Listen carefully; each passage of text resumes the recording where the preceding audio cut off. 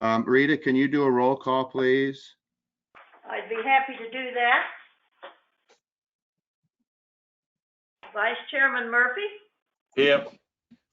Mr. Roche, Here. Mrs. Smith, Here. Mrs. Jones, Yes. Chairman Smith, Yes. Thank you, and Rita.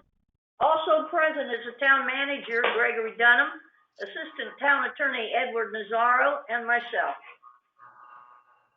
Thank you, Rita. I hope everyone had a chance to read the minutes from our last meeting in advance. Does anybody have any comments they'd like to make about the minutes, or could I have a motion to approve? I'll make a motion to approve. I'll second it. Moved and seconded. Rita, would you please do a roll call? Vice Chairman Murphy, Yes. Mr. Roche, Yes.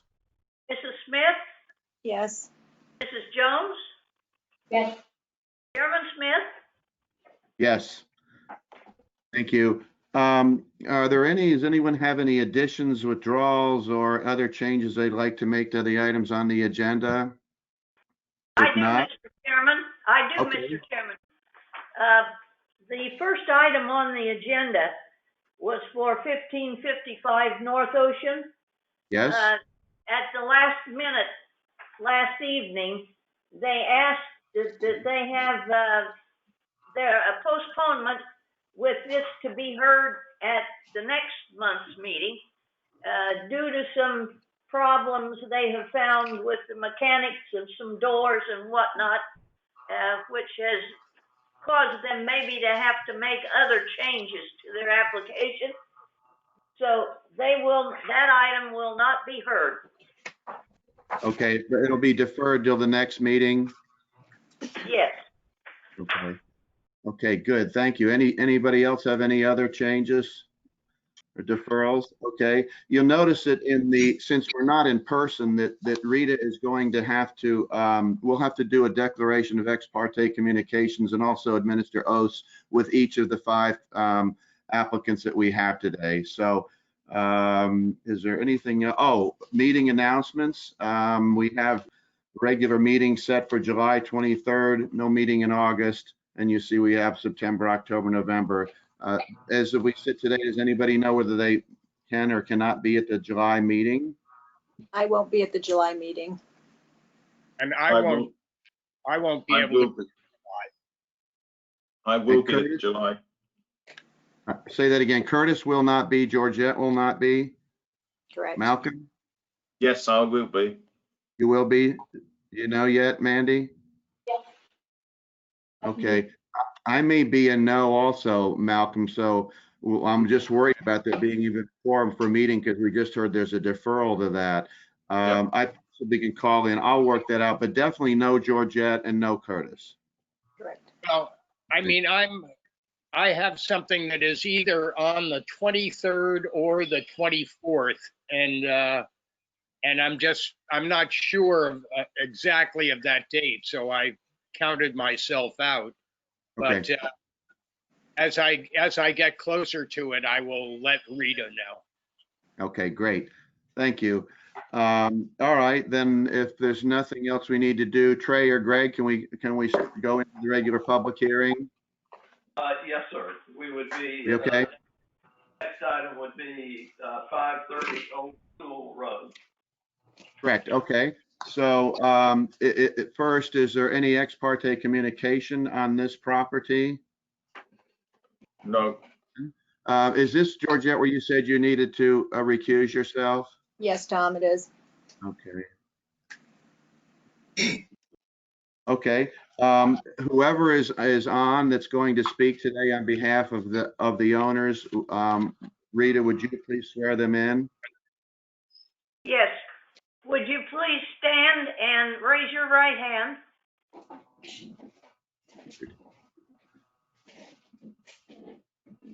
Do you swear to tell the truth, the whole truth, and nothing but the truth, so help you God? I do. I do. And you are Mr. Jones, right? Yes, thank you. Good morning, Richard. We see we've got the picture of the front of the house up on the screen, so the floor is yours. We'll try to let you give us your conversation, and then we'll have questions for you. Okay, great. Thank you very much, Tom. Richard Jones with Richard Jones Architecture. It's a pleasure to be here this morning, presenting 530 Old School Road. I have to say there's a lot of Smiths and Joneses on this call, and so I'm going to get right to it. 530 Old School Road. I'm also joined on the call by the landscape architect, Louis Vlahos, and owners, Alex and Francesca Lewis, who are also current residents of Gulfstream. And I'm getting a little echo on my end, so just want to make sure everything's working. We can hear you, but we're getting that echo also. It's because of the speakerphone. So is there a way that we can mute the speakerphone? In here, It's on his end. No, not the commission chamber one. I need to make sure that all speakerphones in the backgrounds of the panelists are muted. I'm not on speakerphone. I'm just on my computer audio. Perfect. Okay. Hey, seems to be fine. 530 Old School Road. Thank you very much. Here we go.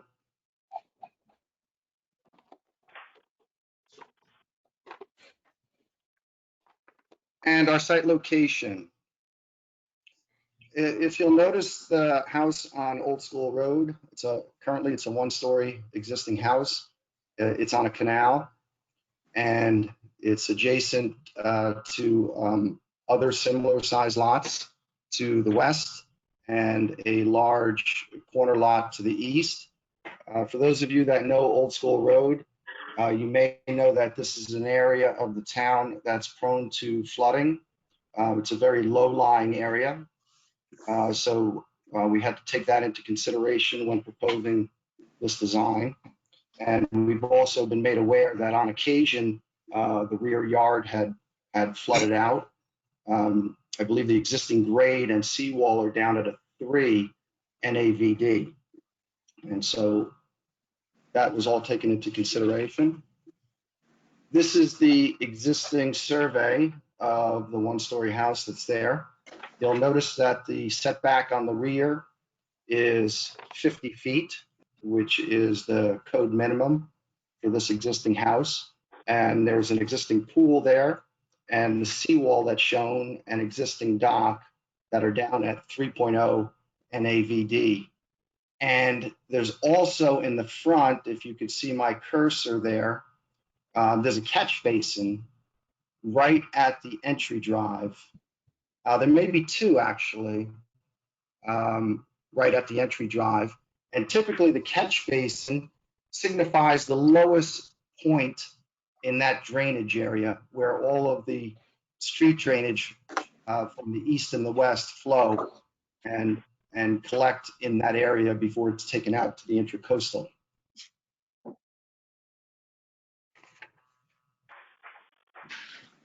The next slide that you see is the existing property from the front. And there's a street view that is facing west, actually. And then the other street view facing east. And you'll see on this street view that's facing west, some of this water that's collects in the street at this area.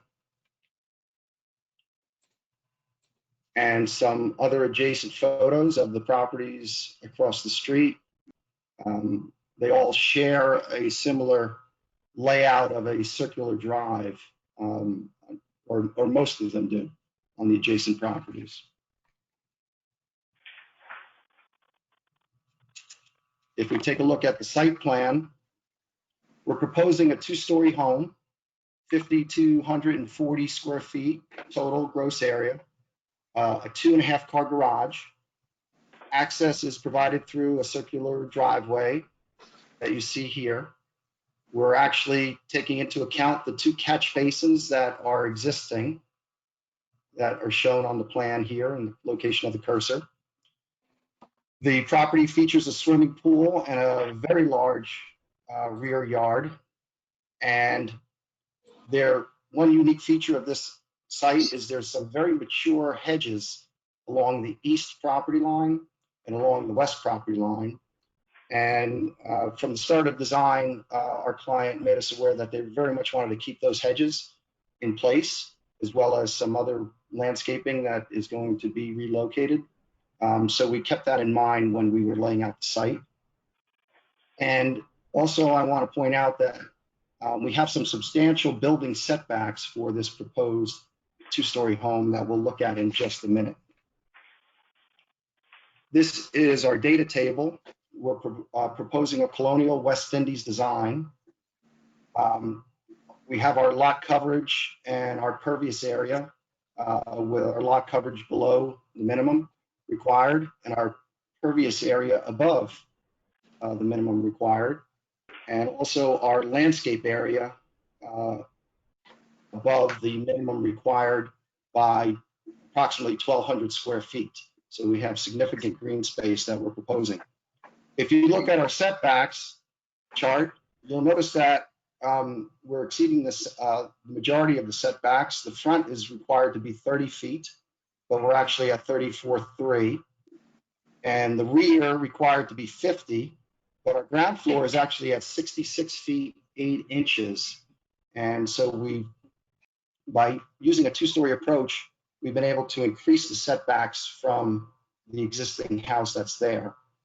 Our side setbacks are 15 feet on the ground floor, but on the second floor, per the LDRs, we have additional requirements, and we're at 25.6 and 28.6 respectively. And our maximum height is slightly under the 30-foot top of ridge. If I could just go back to that data slide, we are proposing a special exception for 153 square feet additional. Yes, 153 square feet additional in order to, and that's loggia area, in order to have a little extra outdoor area for entertaining. This is our ground floor. It has a symmetrical front entry and with an entry courtyard here, similar aesthetic that we did on the previous design, and that is to help us pick up the grade differential that we have from the street and the driveway to the house. Of course, with FEMA and the minimum requirements of the Florida Building Code, we have to be at 7.0 NAVD. And with a road that's closer to 2 or 1 NAVD, there's quite a bit of differential to make up in getting into the house. And so you'll see we keep our garage down low, and you see these series of steps here, 5 risers to get into the house from the garage. But on the front elevation, through design, we do it in a more appealing way where we have a few gradual steps out here with a low wall, creating a courtyard effect, and then a few more steps leading up to the front porch, and then another step at the front door to create that gradual approach. We do have an 8-foot deep front porch, and it's a great room plan with the master suite down to the west and the additional setbacks on the front and the rear as mentioned. There is also a playroom in the back corner and the little office to the front. Our second floor is where we really took the setbacks into consideration. Per LDR section 70.73 subsection C is a code section that was adopted roughly about 2 years ago in consideration of the massing on 2-story homes. And so there's also some other options in there to help reduce the mass of 2-story homes by incorporating front porches. And so what we've done is we've provided the additional setbacks required. And in addition to the minimum setbacks, we've gone over the minimum required second floor setbacks. And we've also incorporated the front porch at the same time. So you'll see our setbacks on the second floor on the front, 46'10". On the rear, 72'6". If you recall, the one-story house existing is only at 50. And so we're at 72'6" on the second floor, and that's in consideration of the house to the east. We wanted to pull back that second floor as much as possible. And our side setbacks of 25'6" that you see here and 28'2". And what that does is it creates significant one-story wings on the house. And we call this the wedding cake approach. And it does successfully reduce the mass of a two-story house and is in line with your LDRs. Our elevations, again, we're proposing colonial West Indian style, complementary to other houses on the street. And we have a lot of detail, shaker shutters, lap siding, exposed outriggers, front porch with exposed beams and rafters. We have a rear balcony that's partially covered and partially uncovered. And we have our side gates with wood arbors above. And again, a lot of detailing around the front door and the garage doors.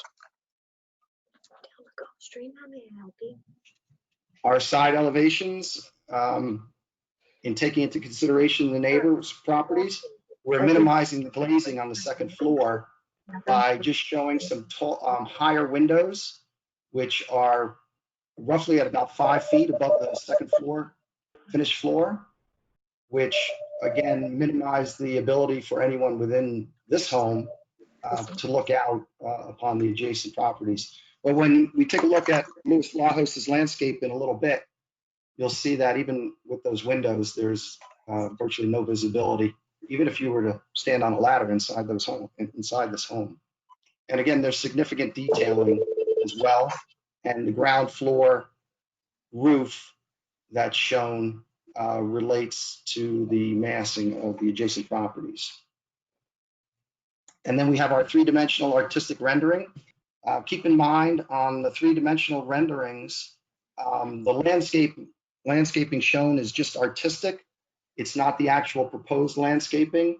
That will be shown in the two-dimensional plans that are presented by the landscape architect. The reason for that on the 3D is to show more the style of the home and the detailing of the house, whereas on the 2D plans, you would not be able to see that. So here's where you have that circular drive and that nice little courtyard approach with a few steps and some decorative railing. And we have our symmetrical front entry here with the front porch, the exposed beams that you see. And then our wing to the left has our garage doors and our stepped approach with the single garage doors. And then we have our office wing to the right. And then the arbors that you see on the side wings with the gates. And here's where you see the significant setback of the second floor, not only to this front portion of the second floor, but then the second floor itself has additional setbacks to the right and to the left, creating a nice stepped and appealing massing. And the house is proposed with the standard Gulfstream approved flat, medium gray colored concrete tile. The entire house is in white, and the accent color will be a slate, light bluish gray. That's very complementary to the roof, and is in keeping with some color palettes that are existing on adjacent properties. And now I'd like to turn the presentation over to the landscape architect, Louis Vlahos. Thank you very much. I would be happy to answer any questions that you have once Louis finishes his presentation. And so I'm going to ask Renee and Rebecca if they'd like to take over. And for the next slide, it will be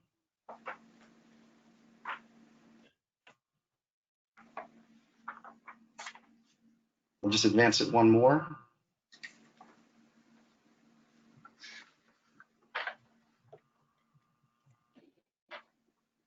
Morning.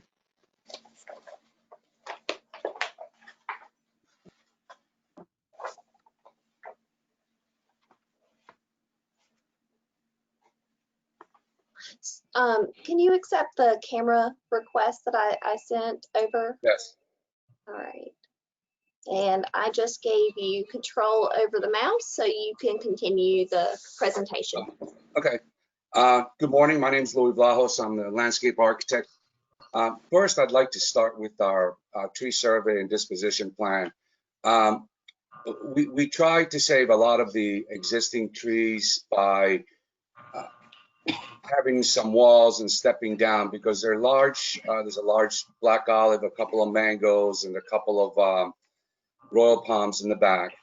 But when we decided to raise the seawall by 2 feet plus, we realized that there was no room to relocate those large trees on site, because if you relocate them, they'd have to go in one place and then fertilize and water them, till they grow. So we had to make a harsh decision that they needed to be replaced.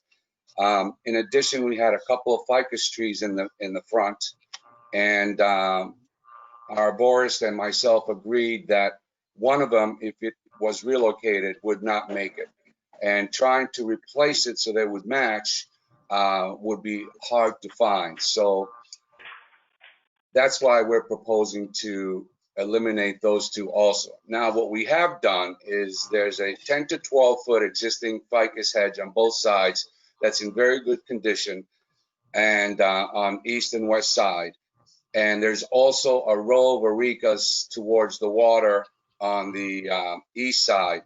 So what we did is, with a 2 foot retaining wall that we're required to have on the property line because we raised the elevation, we moved it in 30 inches or maybe more if necessary, so we can preserve that existing buffer of the hedge and areca palms that would be instant from the get-go. And I'm saying it's 12 feet, it could be higher, okay? That said, go to the landscape plan.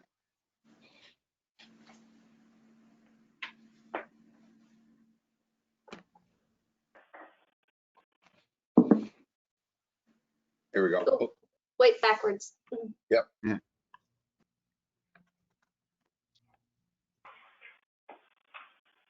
What happened?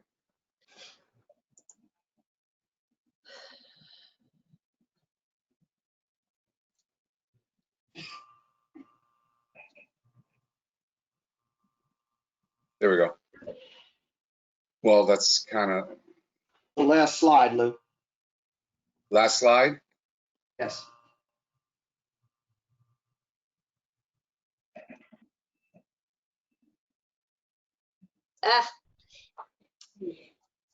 Hold on 1 second. I'm so sorry. Let me go back.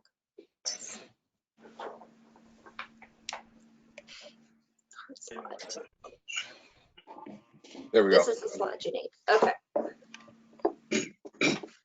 So basically what you can see here is, again, we're keeping the 12 foot hedges on both east and west side as I'm pointing, and also the areca palms in this area right here. Now, what I forgot to say to you, that there's 5 or 6 recently planted nice Japanese blueberries, which we will relocate to Delray Garden Center, and we are using on this plan. So we're not throwing everything away. It's just the circumstances of raising the elevation and so forth that are not allowing us to keep some of the large material. And I think we're going to see this more and more as they keep on raising the elevations. That said, basically in the front, we have a 4 foot hedge on both sides. And we have 2 large date palms, Sylvestris date palms, on either side of the driveway. And in the cul-de-sac center, we have a centralized large triple 16 to 18 foot foxtail palm with 2 14-foot East Palatka hollies. Then as we go up against the building, basically there's a double Adonidia here that you will see. It's in front of a window, just to kind of dress that up. And then we have 4 Alexander palms on either side of the walkway going into the building. And the reason for those is mostly to screen and work with the 2nd story elevation. And then basically, you know, what's within the court area, you know, that's something that we're continuing to play with the owners and so forth. It's not something that's visible from the street. Everything else, we have a podocarpus hedge, you know, in the front, some white hibiscus, variegated pittosporum, some podocarpus Pringles in the center island, you know, and so forth. Going on both sides, we're proposing on top of the 2-foot wall to start out with 18-foot fishtail palms that will completely screen the 2nd floor, because basically 18 foot on top of a 2-foot stem wall, you're basically going to be looking from either properties at 20 feet for starters. Going into the back, we've got 3 clusias on the west side, you know, again, the hedge, another foxtail palm, centrally located with a pool as a focal point. Again, we're bringing the Sylvestris date palms from the front in the back on either side of the lanai, kind of like centralizing the views from that covered area to the back of the water. And other than that, we have a 4-foot hedge per owner's request on the property line for privacy, and that's a podocarpus hedge. Other than that, we wanted to keep the views in the rear open as much as possible, you know, with these elements to kind of create focalized views and so forth. Let's go to the elevations just so we can, here we go. Again, here's the front elevation. As you can see right here, these tall palms are the Alexander palms within the court area. And as you can see, the reason for them was to kind of work with the verticality of the 2nd floor and also block the windows, you know, for people viewing to the house, but also from the inside looking out. These plantings right here are from the cul-de-sac, the triple foxtail palms, 16-foot overall, and 14-foot East Palatka hollies on either side. Plantings in the center island are going to be no more than 3 to 4 feet on the highest end, and then tearing down, you know, different levels, you know, with other plant materials. On the side here and here, you can see the 2 date palms that are in the front and the driveway, and these palms in the back here are basically your fishtail palms, which are more for screening than anything else. Again, here's the back, the 2 date palms flagging the covered lanai area. These are the areca palms right here. These back here are the fishtails, and here's our, you know, 10 to 12 foot existing hedge on either side. Here's the east and west properties. As you can see, here's the level. These are the fishtail palms. I kind of did like a 1 to 2 year growth, so they'll be like about 2 to 4 feet shorter, so you might see a little bit of the roof, but the windows are going to be blocked pretty much 100%. Okay. That said, well, we've got a lighting plan. Do you want to discuss the lighting?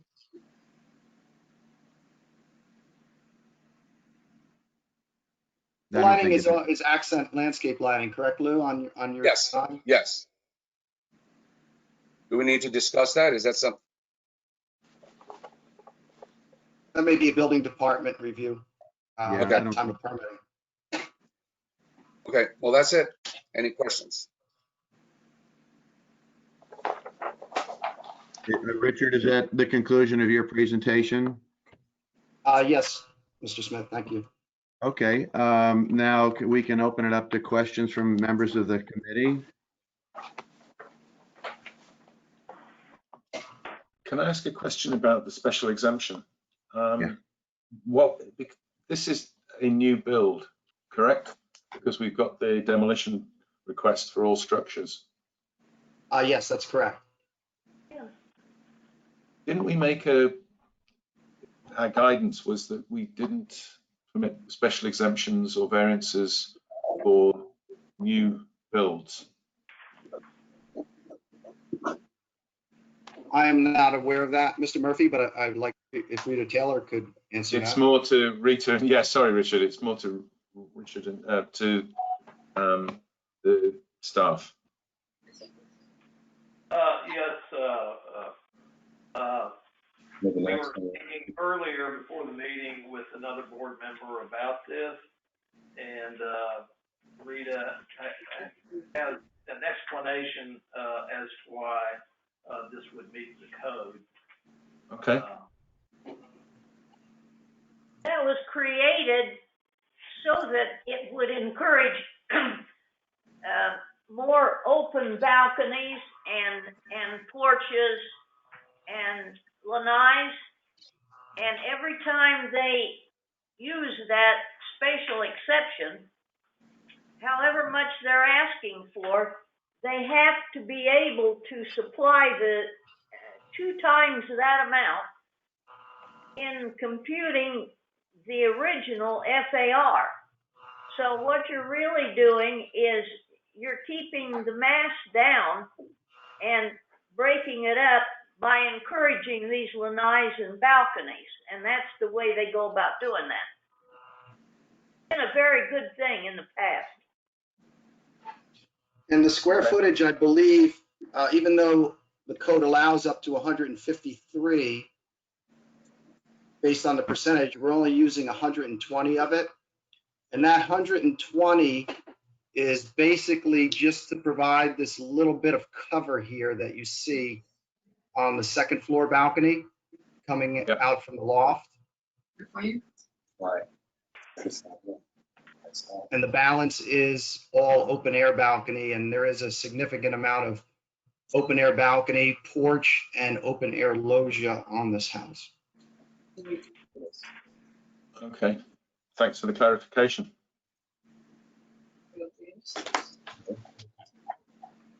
Georgette, recused. Mandy, any questions or comments? The neighbors happy with them, obviously in touch with the neighbors, do they feel their privacy is, good offer? Situation. Comment from any of the neighbors, Ms. Reardon? No comments. Tom, can I say something? Certainly. I do think Joe Hardiman was going to send in a bunch of questions. He's the neighbor to the west Right. of the property, and he was going to send them in, I think, to Renee if he couldn't get on. Okay, have Yeah. Rita or Greg or Trey, anything from Joe? He did send a letter, but I didn't know that it was related to this. I guess the letter. Okay. While we're doing that, there was some mention about which Richard, I don't know if you talked about it. You intend to raise the seawall 2 feet above its current level, and also Yes. we're going to have to put a 2-foot sort of a retaining wall around on the east and west sides. Yes, I'll show you that. We'll go back to the site plan.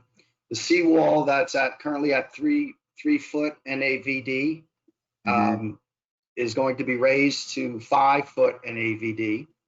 When we originally started the design, the owners very much wanted to keep the existing pool that was there at 3.0.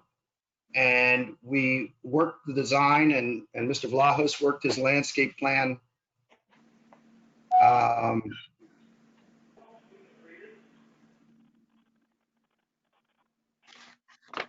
I'm just wondering when you get to the corners, because if your wall is 5 feet, and your neighbors are at 3 feet, when there's a rising tide, the water's going to run around the corner.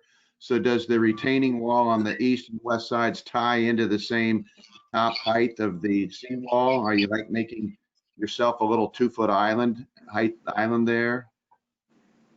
I'm going to see if Rebecca or Renee could bring this, the Okay. presentation back up on the screen, and we could look at the site plan. And so, yes, what the civil, and this was a recommendation of the civil engineer, Joe Pike with Enviro Design, that the seawall be raised by 2 feet in order to ensure the proper drainage for the site, and that the backyard did not become soggy when there was a heavy rain or when there was rising tides. There was concern. And so, thank you very much. And so what was needed in addition to the 2-foot retaining wall was roughly a 2-foot landscape retaining wall that runs along the east and the west side of the property.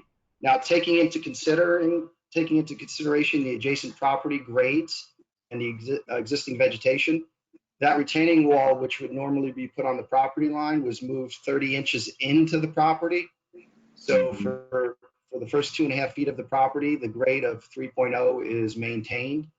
And then for the balance, the backyard is roughly up at a level of 5. And it's very common to install these retaining walls in the rear of the property. And in order to bring the grade up to be more compatible with the DEP requirements to have the house at 7, because with the house at 7 and a backyard at 3, you're talking about 6 or 7 steps to go from the house to the backyard. So there's that delicate balance that we have with this project, as well as the previous one approved at Polo Drive, where we utilize a couple of courses of block in order to raise the rear yard roughly about 2 feet to solve, design issues of drainage, chances of property flooding, and so forth. With regards to your question about the adjacent properties, I'd have to check to see if those seawalls are down at 3. They may be slightly higher, but the design as proposed with the walls, locations according to the civil engineer, are to ensure proper drainage for this particular site. Greg and Trey, are you on? Yes, Mr. Chairman. I'm asking, and I'm not really to single out the Lewises at all. It's just that we're going to begin to face this on everybody building a home on a lot like this. They're going to all want to raise their seawalls, and they're probably going to all have, as we just saw in the Polo House, these retaining walls built on them. And I just wonder what impact it has on the neighbors, especially. There was no seawall on the Polo House, but there's obviously a seawall here. Richard, does the retaining walls that are they in a footer? They're just not stacked block, are they? Yes, what we use is it's a gravity stack block system. It does not require a footing. Okay. It appears as a rusticated block. It's very attractive, actually, and it's segmented so that they just stack upon one another on a gravel base. So no footings required. It's more of a landscape kind of feature, and we have about roughly 3 blocks high, and that sits in 30 inches from the property line. And yes, not just in Gulfstream, but throughout the Barrier Island, because of the new FEMA regulations, the houses being designed today are roughly 18 inches higher required than they were a year and a half ago. And FEMA is also talking about raising it again. And so there's that delicate balance of how much we add in order to make it appealing from the house to the backyard, but also taking into consideration the adjacent properties. We've been told by others that this backyard at 3.0, even in a heavy rain, would not be able to sustain its drainage. It would have become very soggy and so forth. And so a decision was made. Civil engineer recommended the wall be raised by 24 inches. Okay. Were we able to find any comments from Joe Hardiman? I'm sorry, Curtis, go ahead. Richard, by raising that wall, are there going to be drainage pipes that lead into the intercoastal, or is that water potentially just going to run left and right to the east and west? When the wall is raised, when there's a retaining wall, and I know we can't zoom in here, but if you follow my cursor, it's running along the inside line of the existing hedges. And what happens is once that's raised, then all of the sloping of the property comes inward on the property. So the water does not shed east and west. The water sheds towards the interior of the property, and it then gets connected to either exfiltration trenches or percolates down into the soil. So there's no water that would shed onto any adjacent properties or the intracoastal. Per the requirements for drainage by the city of Delray that permits these houses, all rainwater and 100-year storm events have to be contained on site, which the design does. And those plans are on file, and you may have them from Enviro Design in your package. Okay.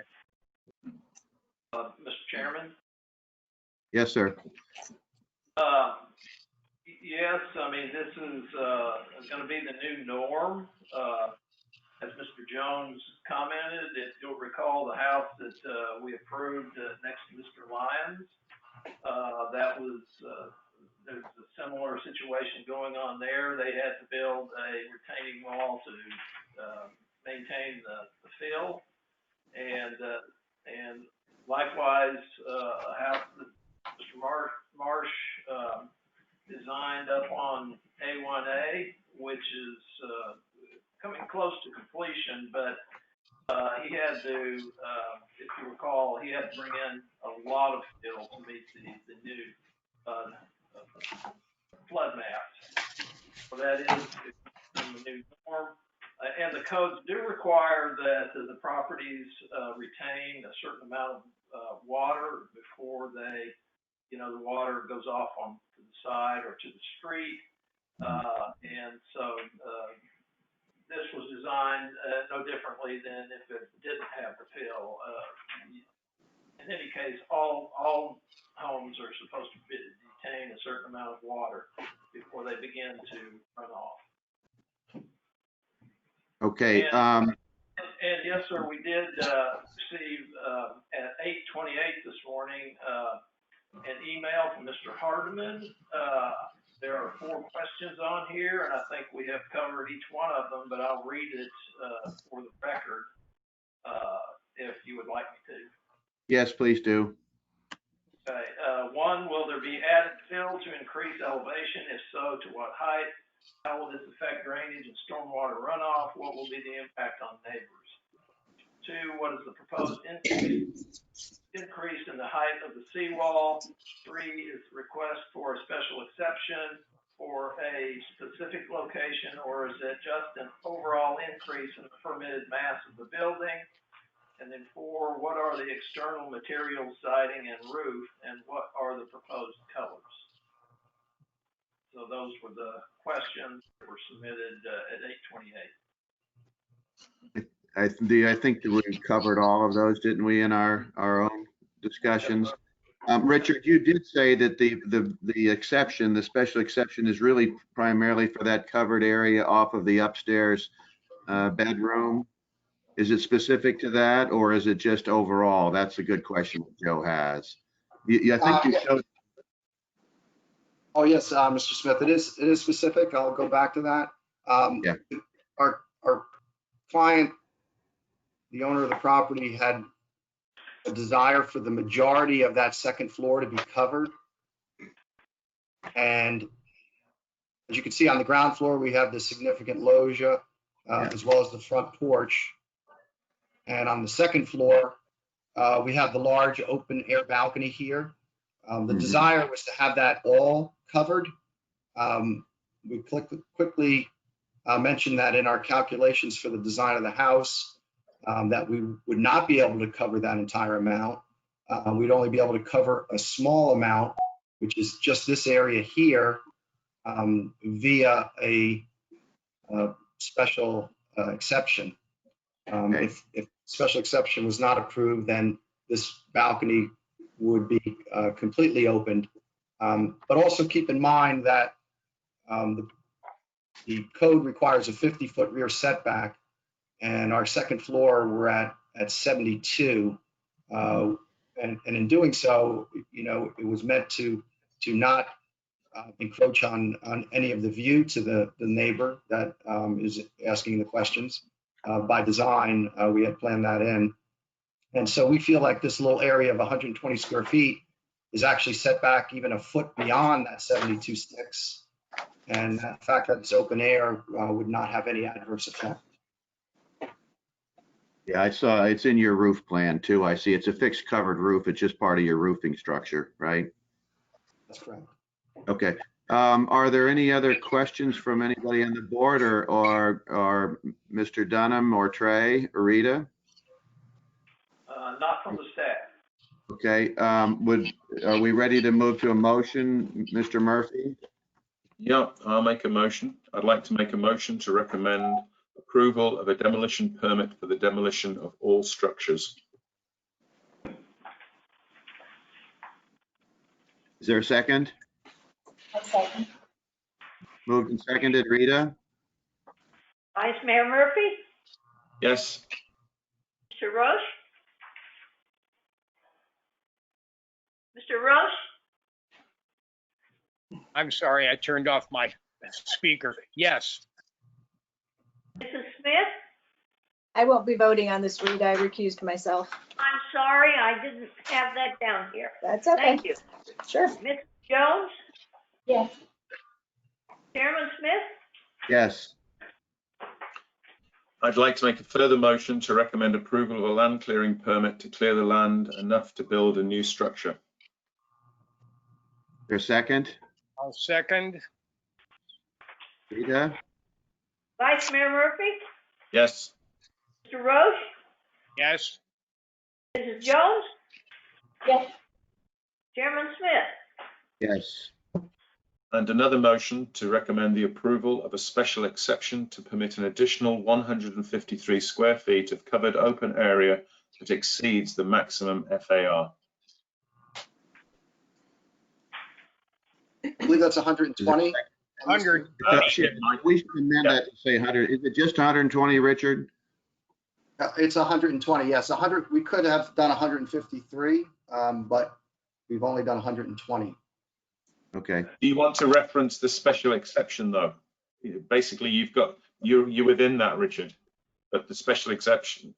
Okay, we'll say 120. It could allow up to 153. Okay. Yeah. Up to an additional, okay. Malcolm, would you revise that? Yeah, I've got it. I'd like to delete that last started motion and make this motion to recommend the approval of a special exception to permit up to an additional 153 square feet of covered area that exceeds the FAR. Is there a second? Second. Okay, Rita? Vice Chairman Murphy? Yes. Mr. Roche? Yes. Mrs. Jones? Yes. And finally, a motion. Sorry. Tom. Yes. Oh, good.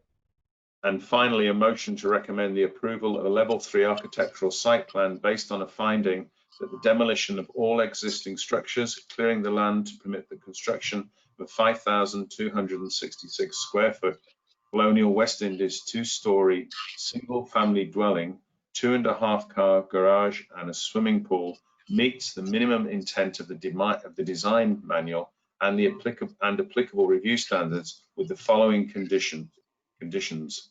1, any minor modifications in the approved landscaping should be submitted to the town manager for review and approval, and any major modifications should be brought back to the ARPB for review and approval prior to commencement of landscaping. 2, prior to the issuance of a building permit, the owner of the property should prepare and sign a Gulfstream driveway removal agreement. There a second? Second, Okay, Rita, moved and seconded. Vice Chairman Murphy, Yes. Mr. Roche, yes. Mrs. Jones, Yes. Chairman Smith. Yes. I think that does it, Richard. Thank you very much. Thank you. It's always a pleasure presenting before the board. Thank you. Good day. Thanks, Richard. Thank you. Give everyone a minute. Is everyone still okay to move to the third item, second of the day? Yep. Okay, let's see here. But this will be on 554 Palm Way. Let's wait till we have the representative ready. I can ask, has there been any ex parte communication on this property? None. Thank you. Matthew, when you're ready, you say so and we'll have you sworn in. Is this on? Can you hear me? We can hear you and see you, but the slide up is still the prior residence, yeah. Yes. Okay. I want to make sure that I have two screens. Is the presentation visible? Yes. Yes. Actually, maybe. Yeah, that should be fine. Okay. I just want to make sure it's full screen. Yes, it may be a little tiny. If you can make that a little bigger. Yes. Okay.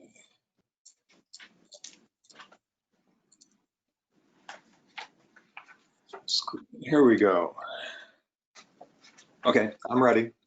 Okay, Rita, would you swear in Matthew as well as anybody? Are you the only one who's going to speak, Matthew?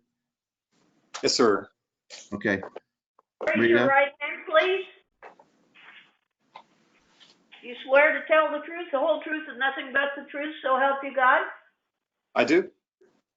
Thank you. Okay, Matthew, the floor is yours. Okay, I just wanted to make sure that I'm not on a auto presentation while we go forward. Great. Okay. Great. Good morning. For the record, my name is Matthew Ostrowski. I'm the architect for the residential addition at 554 Palmway in Gulfstream for the Lorenzetti family. This is a minor addition of 2 balconies to the rear yard of the existing house and some landscaping work to be provided to continue and complete the privacy screen elements in the north parking area. This is a corner lot on Palmway in the center of Gulfstream, this lot facing north and east.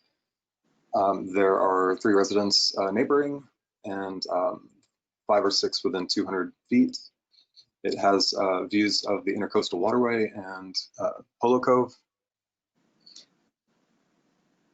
This is a 7,000 approximately square foot property. And actually it's 10,000 square feet.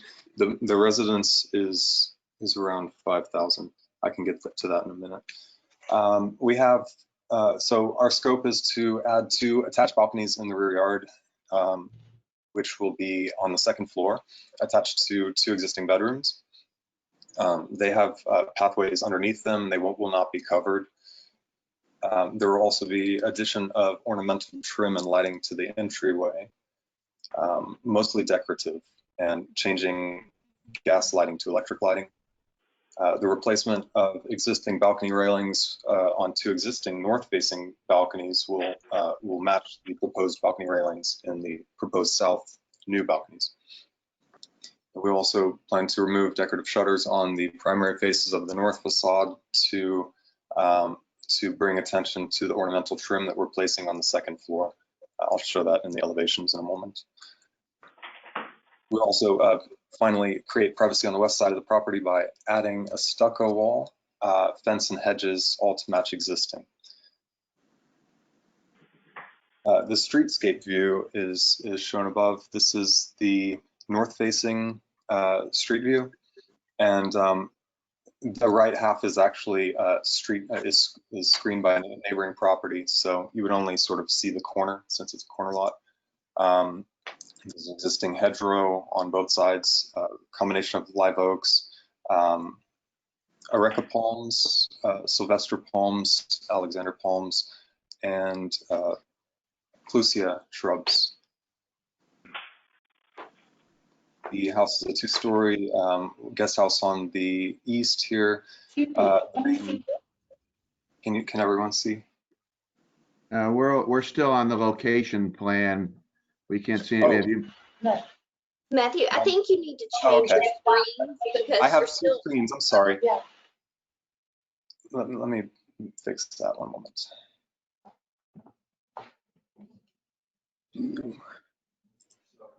Screen. That's now we're looking at what you're talking Or you about. go back to the facade drawing.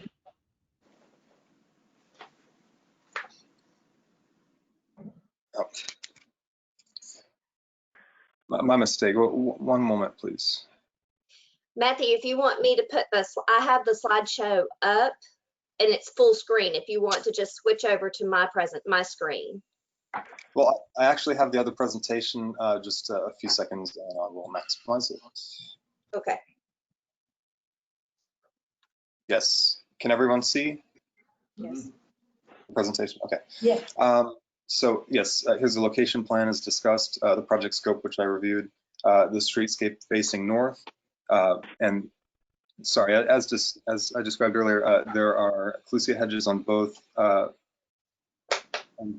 streets and a parking area addressing a 2-story house. The guest house is on the west here, and there's a small guest recreation area on the east. The primary residence is organized with living rooms on the ground floor, residences on the second floor. A combination of live oaks, areca palms, and various other tropical foliage. The east streetscape is shown here adjacent to the north facade. And this would be the entry driveway approach, which has, according to the pointer, this is the parking area, and continuing to the entry, the parking garage on the ground floor, and the primary residence with the rear yard to the left, facing the water, and palms on the frontage. The seawall view is shown here. This is the west view. And this shows the proposed site wall and landscape screen clusias that will be added. Shown plan coming up, and the pathway in the rear yard. The proposed balconies would be added on to the south-facing elevation. Here's the south elevation with the 2 proposed balconies. And they are filling in the spaces between the 3 protruding masses, including a living room, 2 living room, dining room, and a loggia. There's, as it may not have been mentioned, but we're applying for a special exemption to increase this gross floor area to over the maximum permitted gross floor area within limit of the 300 square foot and within the 2-to-1 ratio, which we can discuss later. And as mentioned, this is the seawall facing the south elevation. There's a pool area to the right and loggia. Here's the proposed site plan. The existing residence facing the street to the northeast, the parking area, and here would be the proposed landscape improvements with the site wall and the clusias that would continue the existing street screen. We would also want to remove and replant all of those clusias and add a few more in order to complete that street screen using an existing row of clusias that are to the west of the house here. And then here's to the south, the location of the 2 balconies, which are around 220 square feet, 110 each. And as mentioned, they are open to the air. They have passage underneath, and they will be serving the 2 corner bedrooms. The proposed landscape work in more detail here is shown. Removal of this L-shaped hedgerow and fence, and then recreation of that fence and hedgerow, but in 2 rows, including a passage gate and site wall, enclosing the parking area and screening the street from the west rear yard. Additionally, we would like to add 1 palm to continue the palm line. There should be sufficient space with the existing landscaping. This is a smaller live oak nearby, and I believe it's in Areca palm to the northwest. And the pavers would match the existing. The fence would match the existing, and we can show photos in a moment.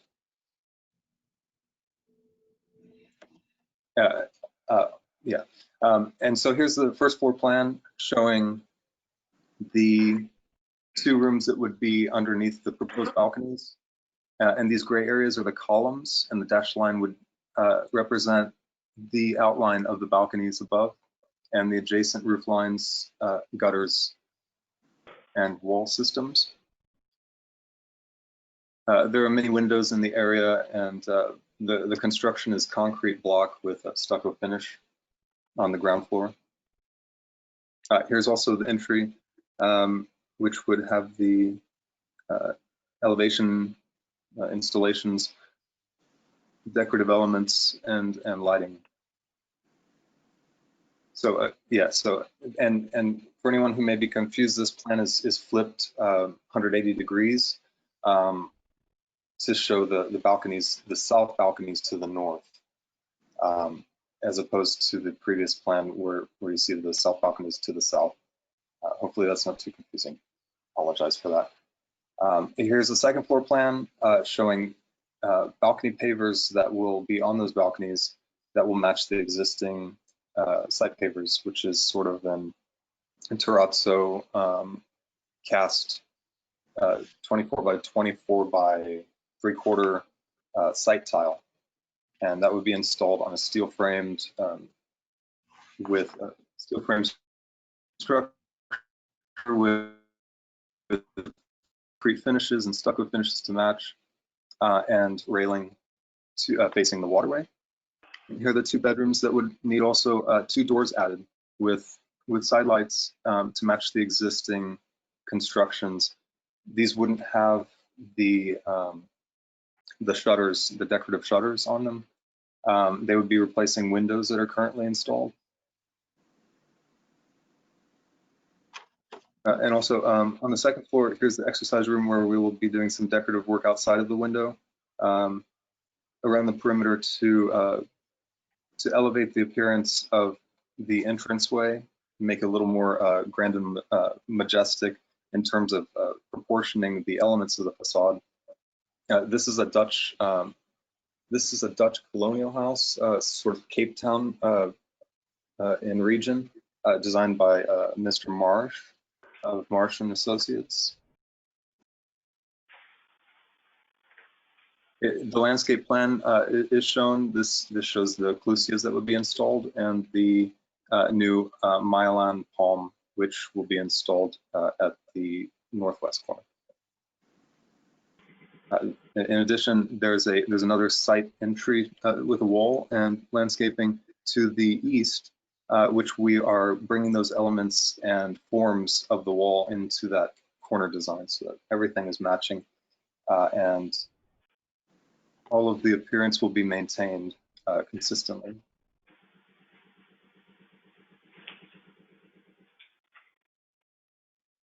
Here's the north entry elevation. This is from the parking area. The garage is in the structure to the right. The primary foyer and loggia are identified here in the center. We would be installing a light over the front door and new pediment molding and casing around the existing window with some minor tile inlay that would be complementary to the existing color scheme, which is sort of a cerulean blue paint for the shutters.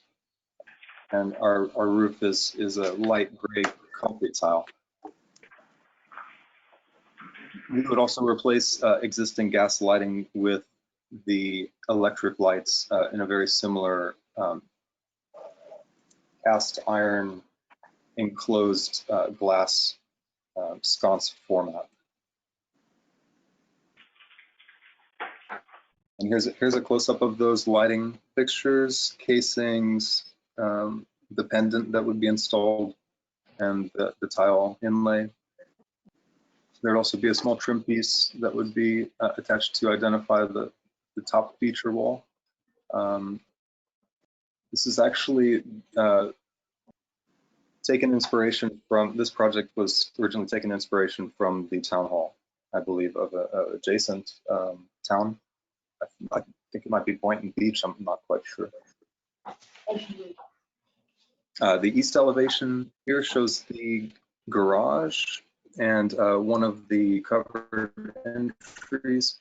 We have several covered entries which would allow us to meet that particular code exemption for the special exemption within the square footage because we have an existing loggia, we have an existing covered entry here, and then also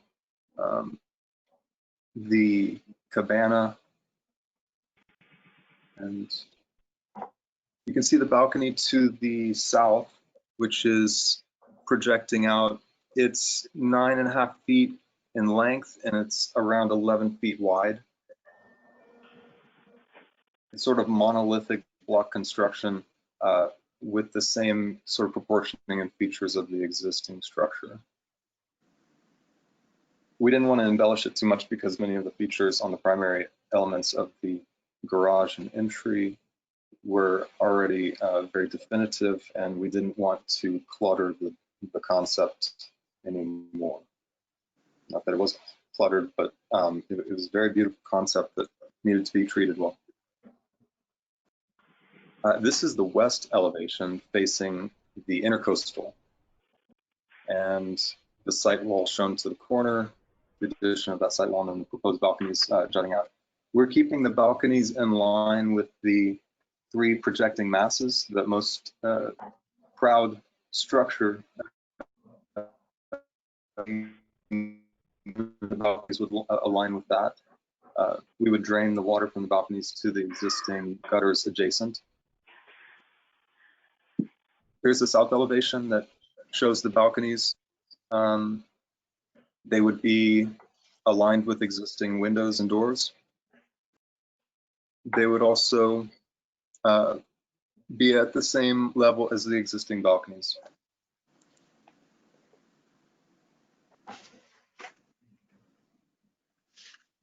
Here's an example. The doors would match, provided by the same manufacturer. The balcony walls would be concrete block with the stucco finish, and a very durable railing would be designed using, I believe, aluminum with a particular form of powder coat that would last a very long time. And that would all be white paint to match stucco. And it's not a rough coat. Here's a 3D view of the same elevation showing those two balconies and the proposed doors with side lights. We wouldn't be adding any shutters to match the predominant shutterless wide doors and windows on that level. Corner view building rendering of those same balconies is shown. The ceiling finish would be flush with lights installed, so there would be bidirectional lighting. They would be on a switch. The second floor would not have any balconies, would not have lighting added. This is sort of a bird's eye view of those same balconies, showing their alignment with the existing structure. And although the masses protrude from the corner loggia, we feel that because they're not aligned with the gutters, they're not protrusive, and that they're not sort of creating mass or McMansion features to this site. We feel that through our color scheme and our formalism and size of these balconies, that they will be complementary to the masses. Also, the openness allows them to be seen as decorative. Here are the photographs of the existing building. The north entry to the right with the landscaping, and these are the shutters that would be removed and decorative features installed around that second floor window. And on the ground floor, the lights that would be upgraded. Second entry, sort of a guest suite on the east. In the north, in the upper left photograph with the landscaping, and then the garage with those Cape Town detailing features. The northwest view, this is the area that we are enclosing with the clusias and the site wall. These hedges to the right will be removed and replanted into that to continue that street screen, and they would be the same height, so it would actually be, it's not really visible from the street, but it provides some privacy and security to the site. These photos show the location of the proposed balconies. So these are currently the open pathways to the pool and yard lounge areas, and the entrances to the house, to the kitchen on the left here, and to the living room on the right here. These are the adjacent buildings. 566 Palmway, 555 Palmway, and 540 Palmway are the neighboring properties. And these, sorry for the glitch here, I just noticed this morning, but this would be the eastward property residence, which is a smaller scale, formal, traditional concept with an open front yard.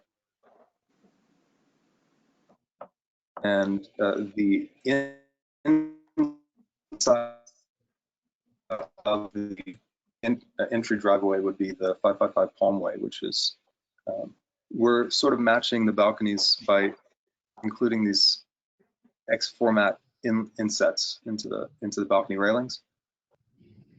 And as you can see, these roof tiles and windows are very similar in proportion and scale and slope to continue that sort of Cape Town colonial aesthetic. So it's nice that the neighborhood is maintaining these architectural qualities, as well with the landscaping. The north, I'm sorry, this is the, yes, sorry, this is the east, eastward property. 540 Palmway with enclosed parking spaces for the front entry, and for the primary structure, the secondary structures and the side yards. And then finally, the buildings adjacent within 200 feet, cycling through showing some of the architectural detailings and landscaping that complement the neighborhood.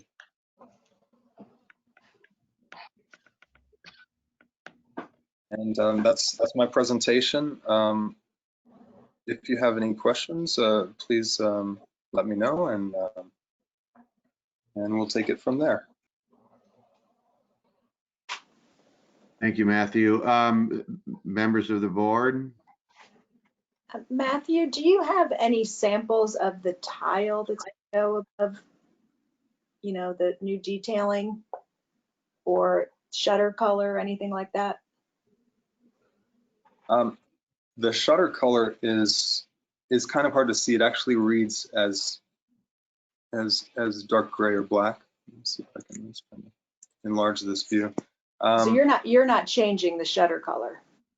No. Oh, Or the okay. house. I Nothing. misunderstood. Okay, I know the color then. That's fine. And then what about the tile? Is it going to match? The floor pavers?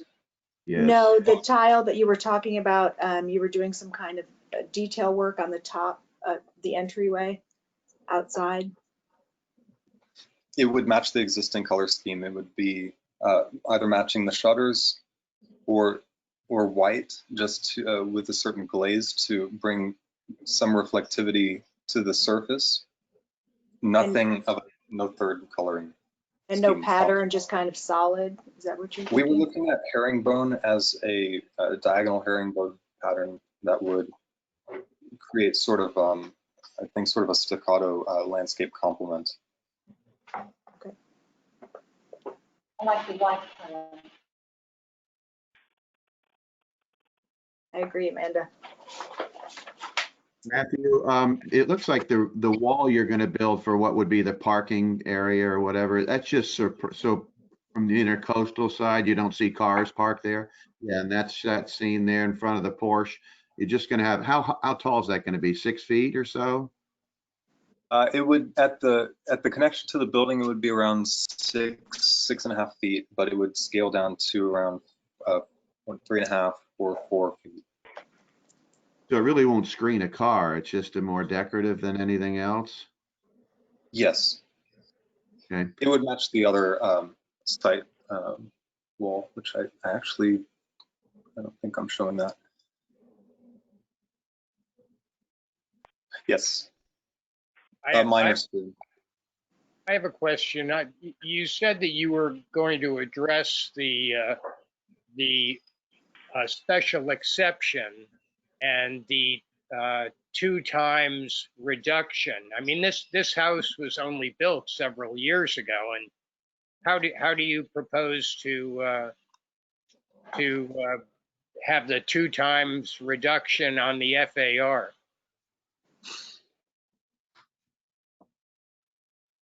So the proposed floor area is 10,000 square feet, approximately, 10,011.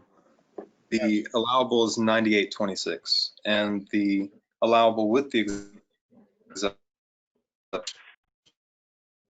exception would be 10,126. So we're about 100 square feet under that. The proposed exterior construction is 221 square feet. That, but we have an existing 534 square feet of covered porches and overhangs provided by balconies and the loggia and the covered entry at the side entrance. Where else? And yes, the loggia. And so the ratio would be 534 to 221. The ratio is within the 2 to 1 ratio. Anything over 442, we have 534 for the 2 to 1 ratio. So that at 2/3 is being maintained within the existing covered areas, and the 1/3 would be less than half of the existing covered areas. Did that answer your question? Well, I guess. I mean, Greg, do you know if that complies with the feeling of the code? Yes, we believe it does. Okay. May I have a Have we- question? Sure. Matthew, It's okay, Mandy. You go. Yeah, you go, Mandy. Matthew, on the, will all of these, will even the existing balconies have the same railing? Are you going to change them up to match? I'm sorry, I can't hear you very well. Can you maybe speak closer to the microphone? I will. The existing balconies, will they match the ones that you're proposing? Will the railings be identical? So they're actually about twice the depth. They're more for providing lounge chairs and seating, whereas the existing balconies are only about 2.5 feet by 8 feet, and we're proposing The railings, 11. Yeah, she's wanting to know, will the railings match? The railings on the existing balconies will be improved to match the proposed railings. So all the railings would have the X format with a matching ratio proportion to the previous railing, the existing railings. So the existing railings would be upgraded to have this same format, and we have that in our drawings.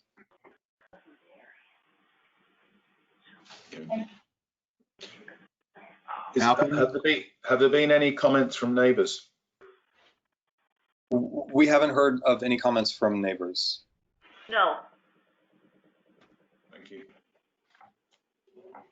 may I ask a question? The hardscaping, is that being altered in order to accommodate the new balcony? I'm sorry, I didn't understand. My apologies. Can you please repeat? The hardscaping in the new facade drawing, is that existing or is that going to be new? Were you speaking of the landscape plan or the elevations? The hardscaping, the Oh, patio. the hardscaping. The Yes. hardscaping is existing. Okay, thank you.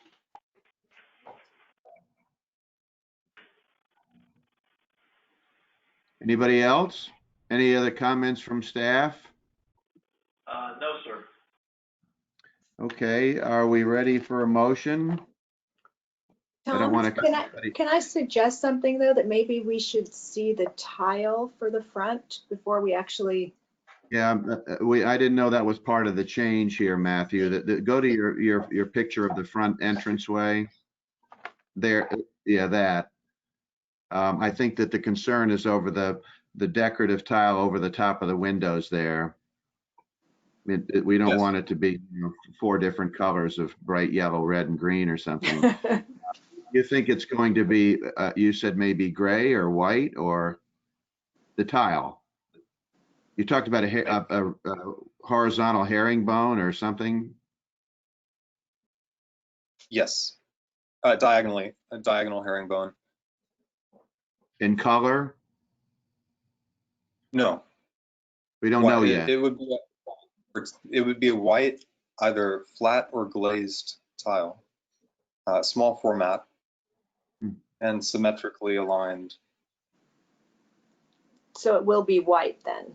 Is that what you're saying? Yes. Oh, okay. Yes.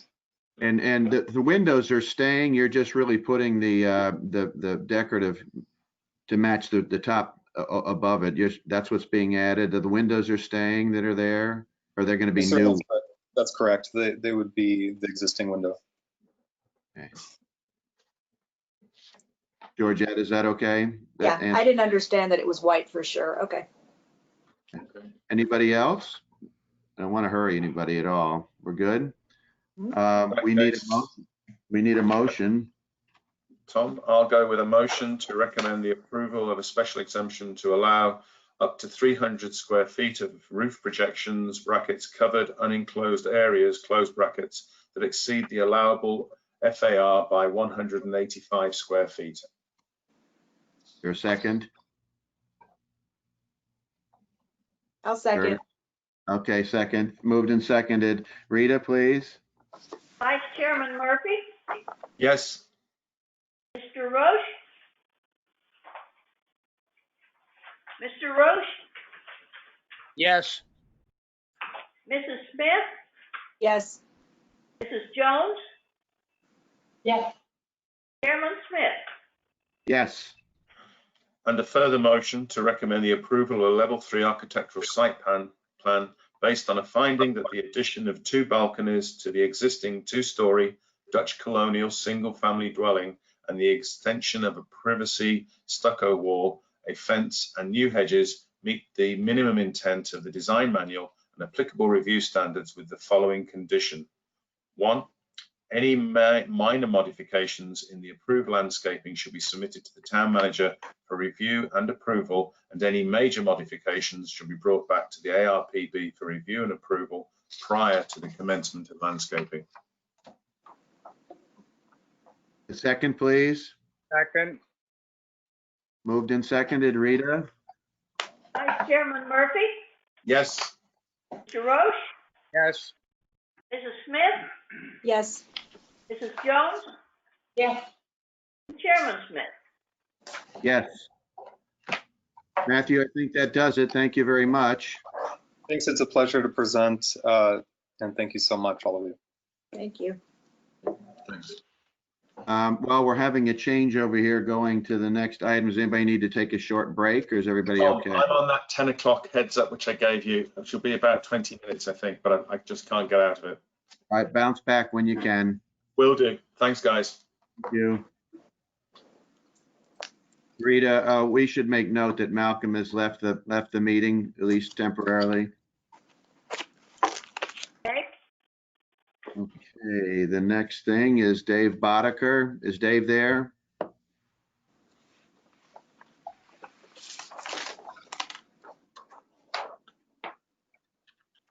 there he is. Oh, Dave, good morning. We can't hear you yet.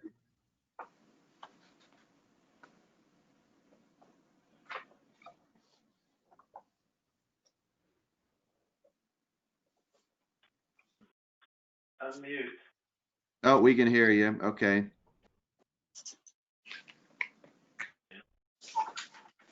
Dave, are you the only one that's going to speak this morning on this subject? I can't hear him.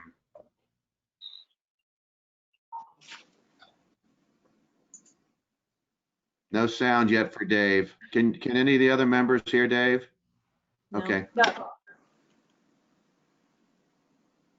You had it there, Dave.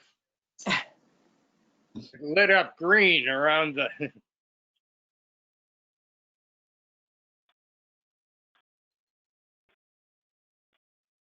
Still not.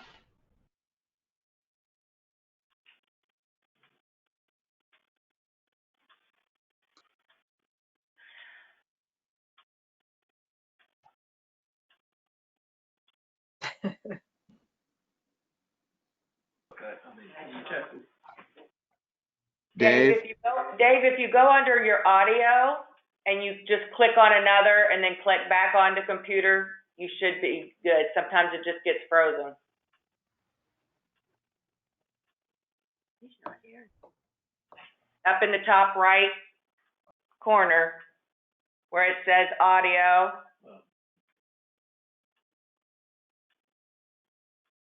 And if you just click on another.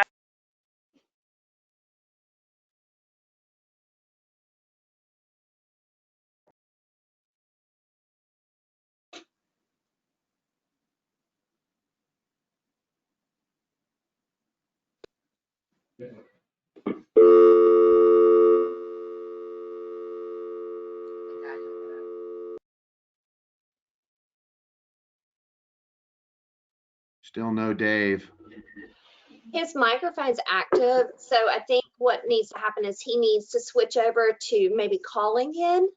So, Dave, can you switch over to your audio to the phone call and see and just dial in at that time? Because it says your microphone's on, it's just that we can't hear you.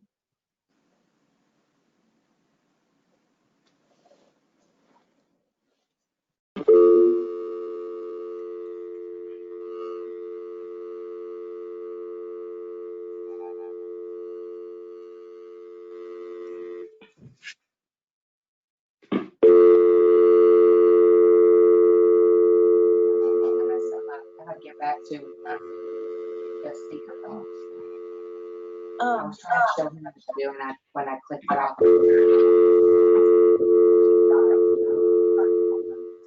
Okay.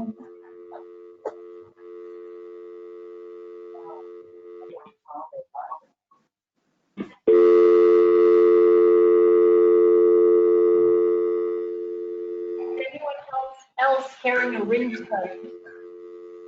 Yes.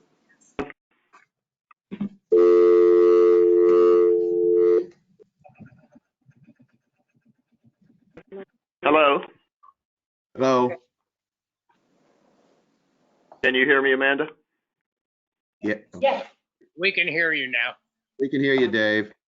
Okay, David, just a second. We need to have you sworn in before you begin. Rita, could you swear Dave in?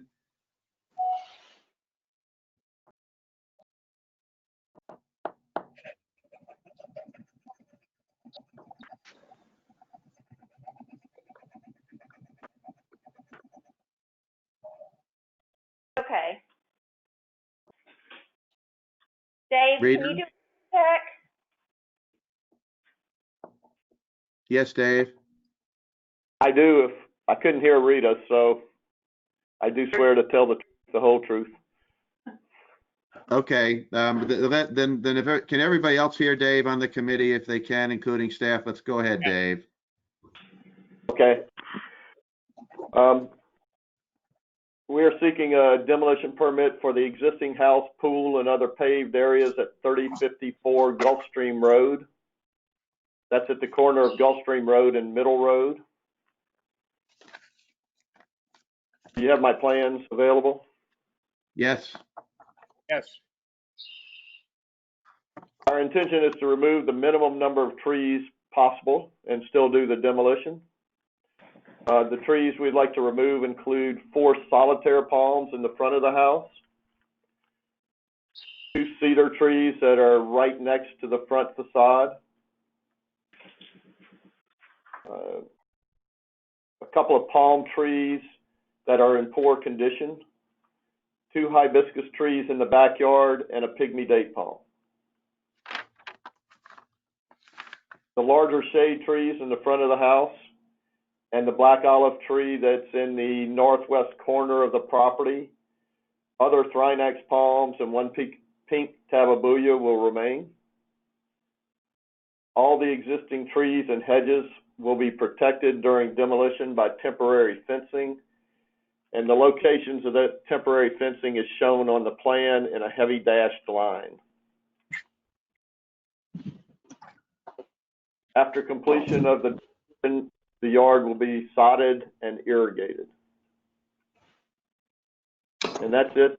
I'll be glad to answer any questions if you have any. Do you have a pointer again? Can your pointer work on the screen? Can you show us again which ones you're removing? It's the site plan before that. Can you go back a slide, Dave? I don't see the slide, so Okay. sorry.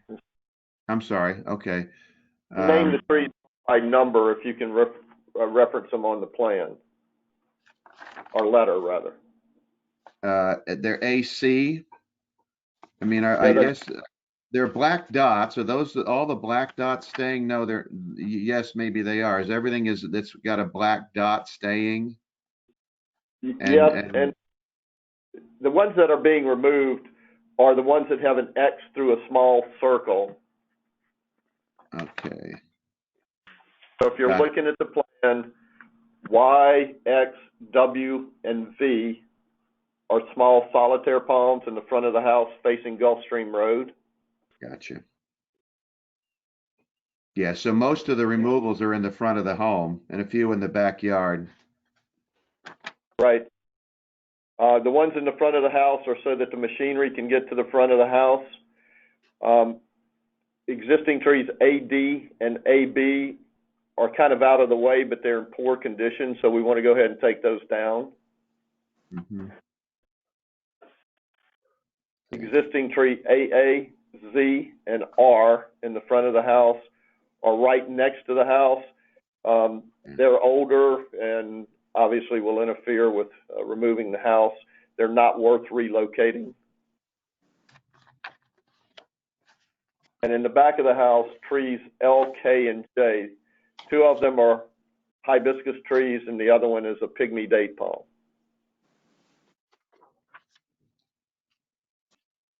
There's one other one. O is on the south property line, just below P. Mm-hmm. And it's just in very poor condition, so we want to go ahead and take it out. Otherwise, Okay, all the rest is going to remain. Okay, so the issue is obviously they're doing a demolition and they're gonna just, I guess, grade the property and sod it and irrigate it for now. I assume somebody's gonna need to come back to us in the future with plans here. I assume so at some time. There's no immediate plans for that.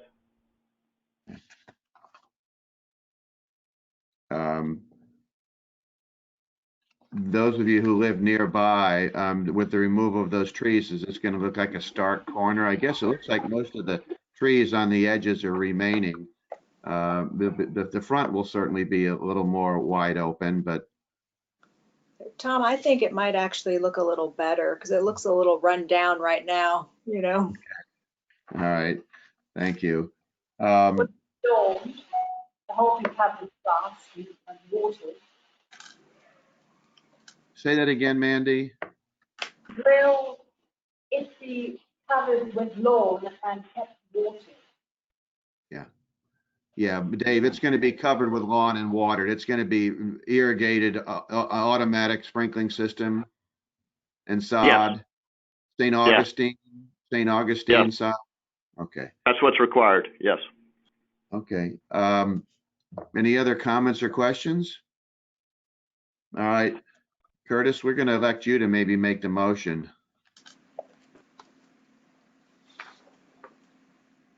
Okay, did I just take my visual off? Yeah, there I am. Okay. Okay, so I will make a motion to approve the demolition permit. And we need a second. A second. Moved and seconded. Rita? Mr. Roche, Yes, Mrs. Smith, Yes, Mrs. Jones, Yes. Chairman Smith. Yes. and I will make a further motion to recommend approval of a land clearing permit to remove 13 trees less than 8 inches in diameter. We need a second. Okay, moved and seconded. Mr. Roche, Yes, Mrs. Smith, yes, Mrs. Jones, Yes. Chairman Smith. Yes. and the One more third time. motion to recommend approval of a level 3 architectural site plan to demolish a structure and to re-landscape and irrigate the entire lot. A second, Second. please. Moved and seconded. Rita? Mr. Roche, Yes, Mrs. Smith, yes, Mrs. Jones, Yes. Chairman Smith. Yes. Thank you, Dave. I think Thank you that's all all the very approval. much. Okay. Thank you all. thank you. the next one is almost a brand new house. Does anybody want to take a break for a second? Everybody okay? Everybody's good? Okay. All right, so next up is Michael Rizzo. We'll give Michael a minute to come up. Any ex parte communication on this residence? I had an ex parte communication with Rob Powell, who called Okay.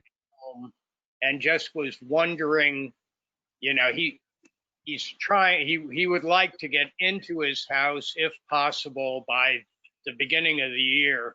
And he was wondering whether or not these approvals were done at this committee level. And I had just a very brief conversation with him, but nothing Okay. really about the house. Okay. Can you hear me? This is Michael Rizzo. Can you hear me? We can't see you yet, though. Can you hit your video button? Yeah, I hit it and it's showing me green. I see it on my screen, but I don't see me on the meeting. Hit it again. I did. It's clocking through. Do you guys see me? I don't see it. Yeah, Michael. I just sent you another share webcam request. You should see it pop up.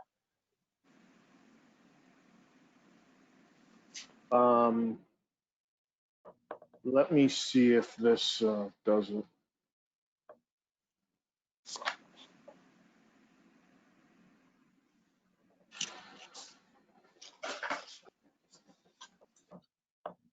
There you go.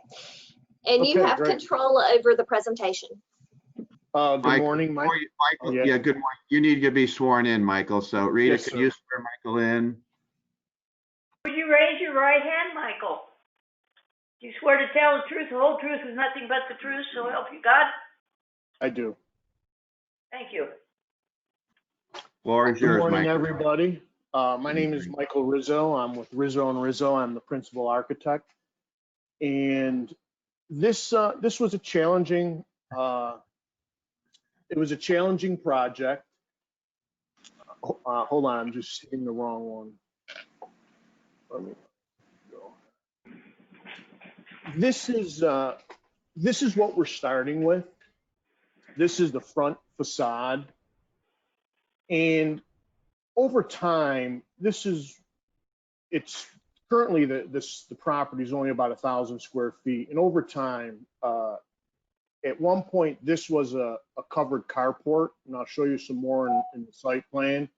And what they did is they enclosed the carport or porte cochere, however we want to say that, and this became the kitchen of the property. This current site is located on, move for me. The current site is located on North County Road. It's this one right here. And it's a real peculiar area of the town because there's very small lots there with some smaller homes. And this is actually one of the smallest one. You'll see to the east there is A1A, and to the west is the golf course. And then right down below here is Town Hall.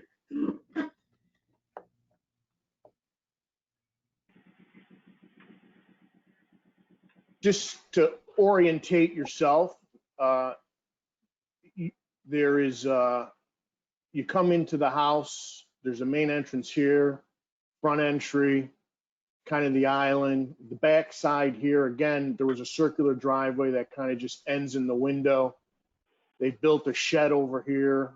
If you go down to the second row, you kind of just a little closer up. This is the main front entrance. Again, a kind of an island here, and a lot of these palms right now are diseased. Again, this is would be the north side of the house, kind of it's a plastic lattice storage garage.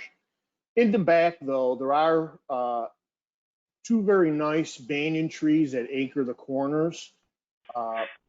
but the house itself is really kind of nondescript. And that's not what the current owners would like. So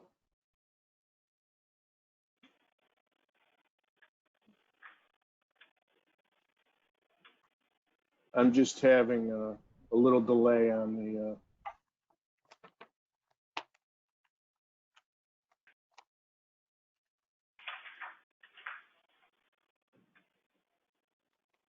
want to get to the site plan. So in the site plan, what you'll notice is the existing side yard setbacks are 10 or 10 thereabouts. They're 9.9 on one side. The existing front yard setback is 21 feet, 5 inches, and we're over 30 in the back. Again, you can see from the existing survey, at one point, the circular driveway went under this carport or porta cachet, and they just enclosed it. It's inferior construction right now. It's wood construction. It's not cement block. The existing septic system and tank is in this.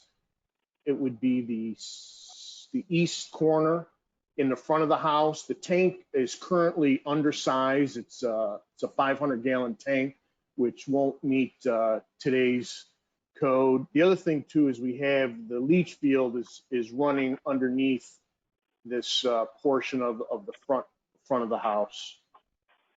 So what we propose to do is, and this is just kind of diagrammatic, the front of the house, this shaded out area right here, we propose to demolish, which is the enclosed former porta cachet, and there's some bathrooms, and just, this was actually part of the outside they enclosed with wood. So in essence, we propose to take off the front of the house.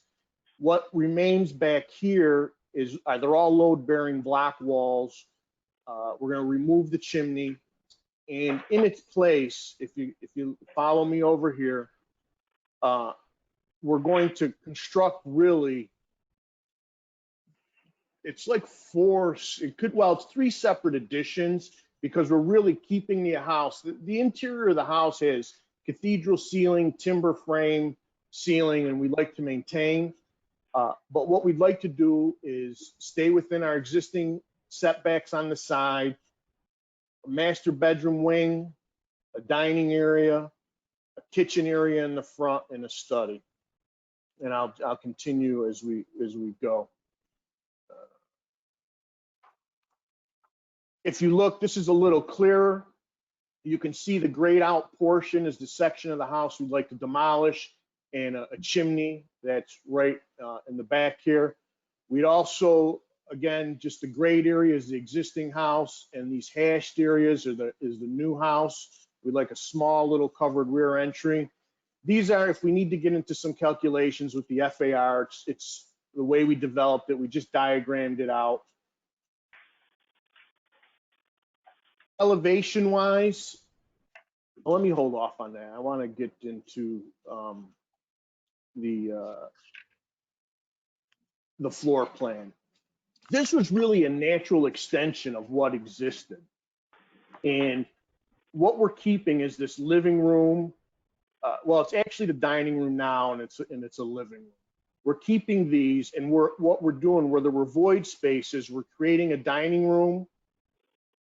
We're creating a master bedroom wing, and then we're squaring up the corners to create a study and to make a functioning kitchen. The big thing with this design, which we really think it enhances the street, is if you look at the existing setback right now, that's that front face, and we'll look at some pictures. That's that front face of the facade right now that has that single window. We're actually going to give some relief to the street and push our house back off the street front and create a pediment, front facade. And then we're going to create a front porch, which actually pushes the front doors back an additional 10 feet from the street, creating some relief.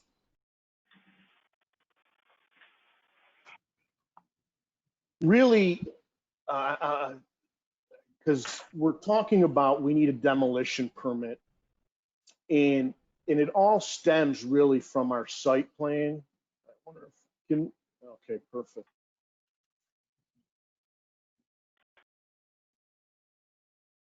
This is the existing site plan. Again, you see those driveways that disappear into nowhere.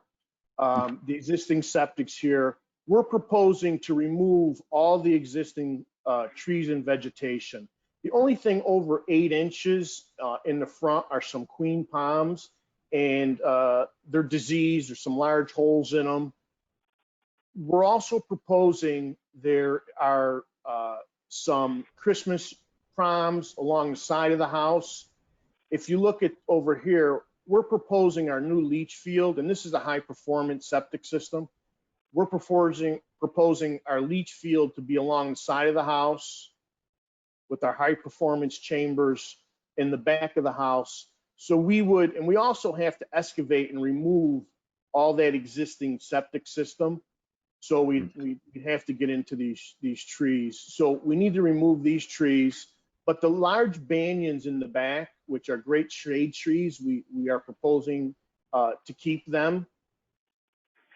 Just in general, we're proposing a Chattahoochee stone driveway, Calusa hedge that wrap the perimeter. You can see it's a very tight lot, which actually adds additional screening. Right now, there's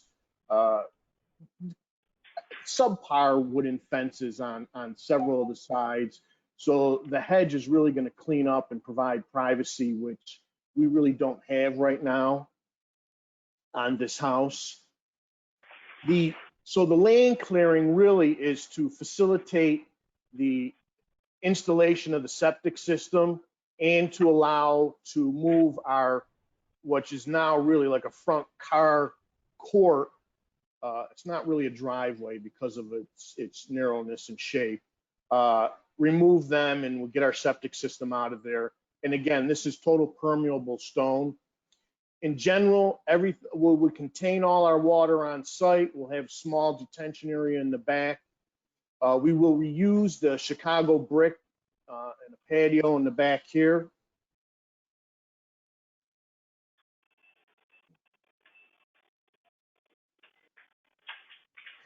And this is what we're proposing the property to look like from the street.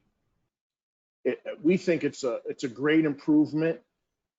In essence, what happens, if you see here to the left, that little space, we flush out that wall and that becomes the study.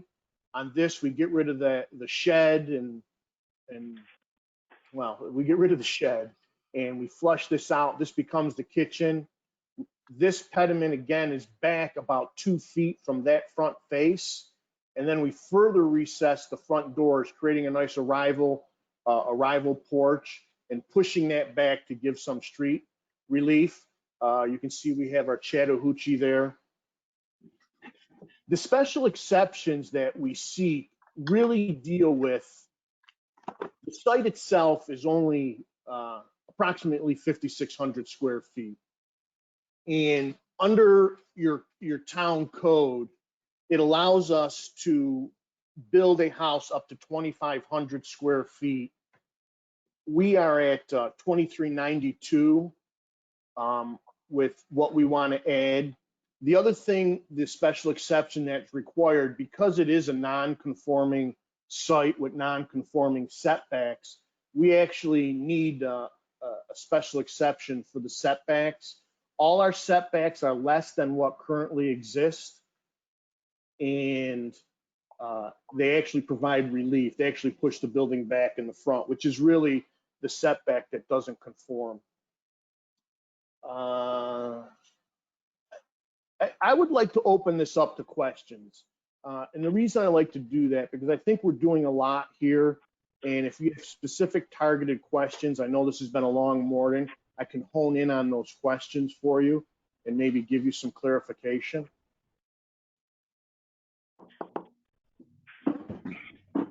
Anybody want to start?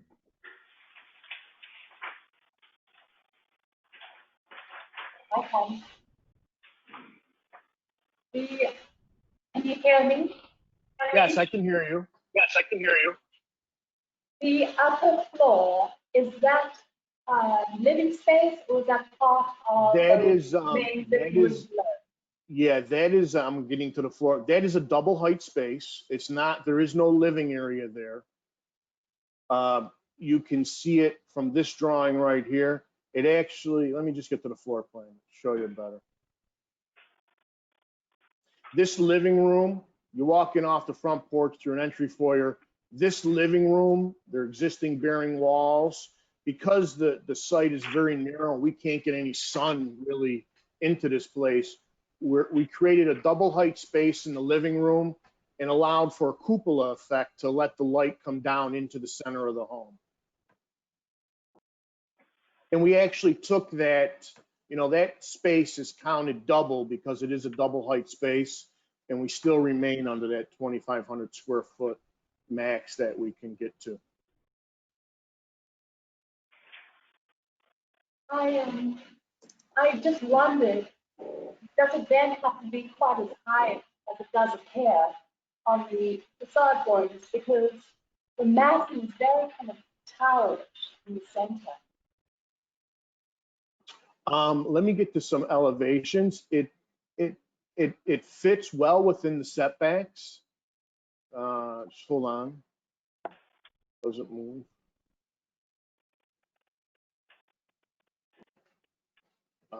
I can just look at another thing that I have here. I can just manipulate to get some information a little faster. Michael, I'm hear what Mandy's saying, and I sort of agree. The front elevation or west elevation or front, it seems to be overpowering or a little too tall, or you could accomplish the lighting that you wanted in the living room without really going up that high, especially if it's not a living space. It doesn't look quite as overpowering on the south and north elevations. It's the front elevation. It seems to be. I just want to get to, but you have to understand that is set back off the street probably. I think that the front face is probably about 50 feet off the street. So that is pushed far back. That rendering right there is done at eye level if you were standing pretty much in the street.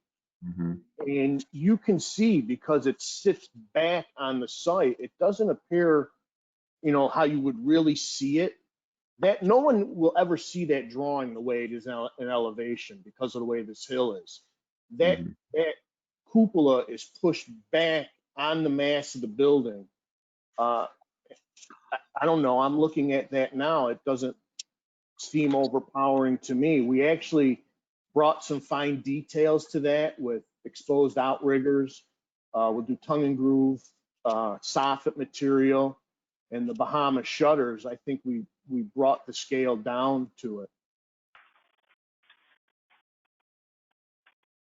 Where it looks overpowering to me is in the front elevation more than the others, and that's the only place anybody's really going to see it. But I don't know if Trey or Greg or Rita that all conforms to code. Well, as far as the heights and setbacks and so on, yes. Okay. I'm just getting to the elevations. If they're on A3. I know, Yeah, but this doesn't. it looks a bit like a church. Looks like a church. Yeah. It looks like a Gulfstream Bahama, I thought. My mouse, it's just time delay. I'm trying to get to the elevations.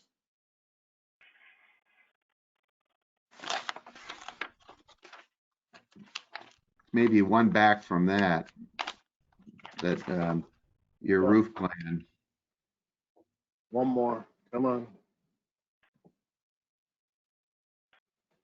There you go. To the,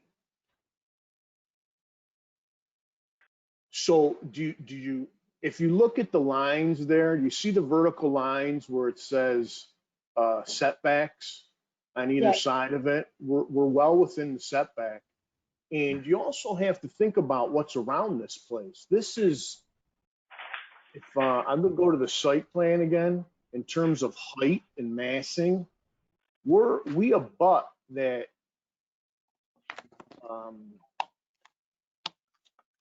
One more. We abut that multifamily district right below, right behind us.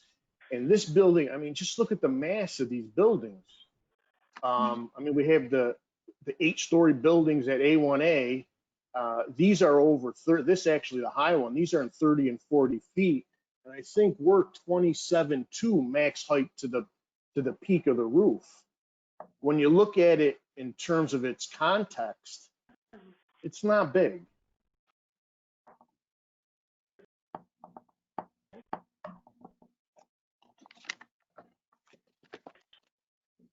Any other thoughts? Anyone? Well, the thing is, we haven't looked at landscaping, but the one picture you showed of the front rendering was awfully stark. Is there I'm trying to look quickly, is there a landscaping plan in here? Yes, there is. It's L1.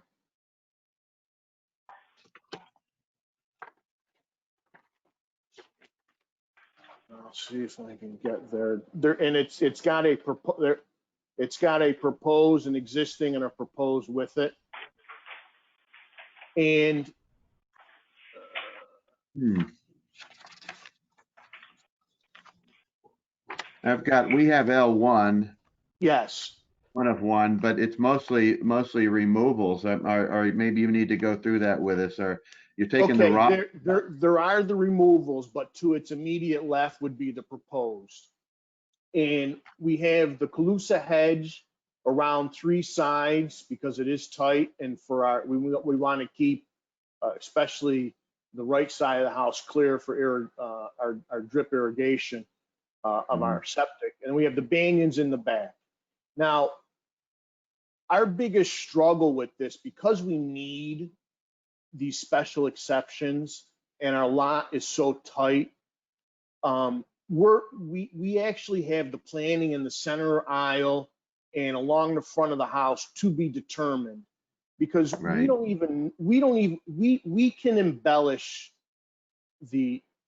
it's a small enough place, and we can ground the place in landscaping in the front.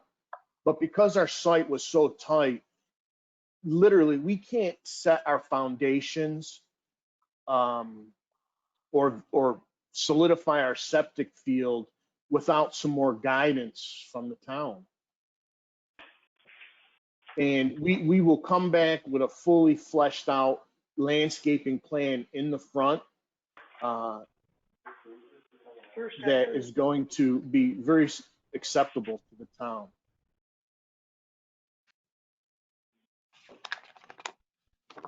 I mean, Chairman, this is the first that we have heard of the landscape plan that would be, Right. you know. So we wouldn't be approving that at all today. The sketches are, I mean, I think that they realize we'd want more dense landscaping than there's there. There's not much of an island, but in what you call your planning to be determined up against the front of the house and also in the little circle in the front. Just so you know, it's going to have to be a lot more dense than they're showing now, Michael. We understand the sides. You don't want roots growing down into your drain field too much, but the front in particular is what people are going to see. Rita or Greg or Trey, have we heard anything from the neighbors on either side? I've received nothing. Not myself. Okay.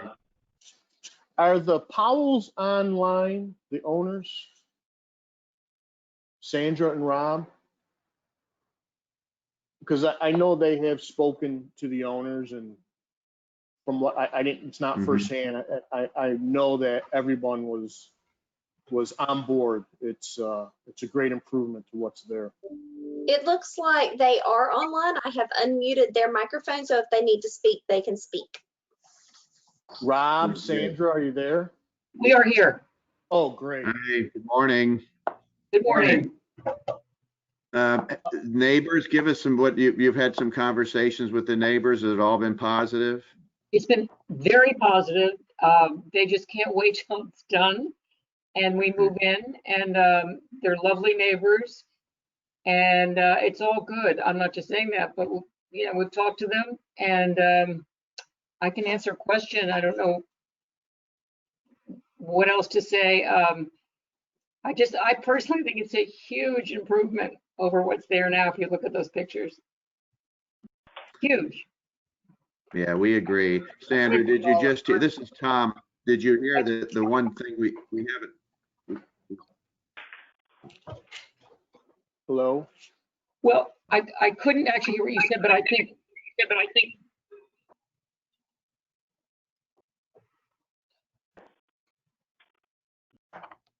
Can you hear me, or Rob, do you want to say something? Yes, go ahead. We can hear you. The comments were about the landscaping. I know it hasn't been determined yet, but just some feedback from the committee that we want the landscaping to be pretty dense on the front of the home. Tom, this is Rob. We are actually waiting to do the landscape plan until we got the septic system designed, etc. But we are looking at hedges along the front and under the windows, and probably 2 larger trees on either side to soften the edges on both the north and south side. But it really depends on exactly where the leach field is going to be placed. And that will be up to the health department, et cetera, et cetera. You're on a coral ridge there. Do you know if there's any problem with the drain field?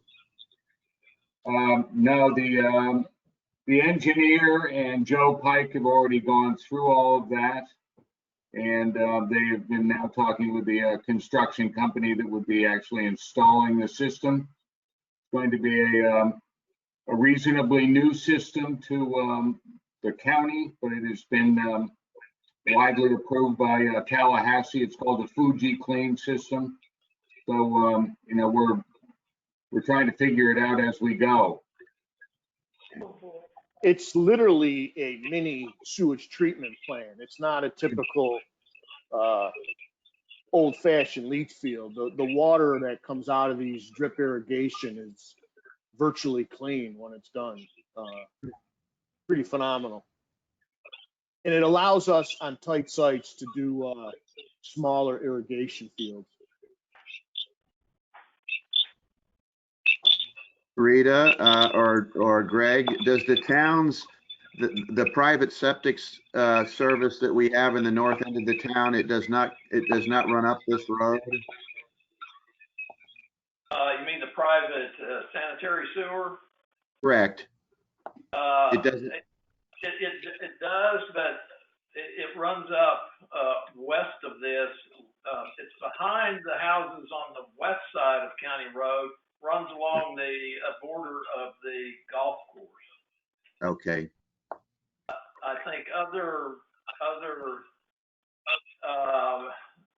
maybe some of the neighbors have investigated trying to hook onto that from the east side, and when they contacted contractors, it was cost prohibitive to them. Okay. All right. Are there any other comments or questions from anybody? Georgette, Curtis? Well, I think it's an improvement. I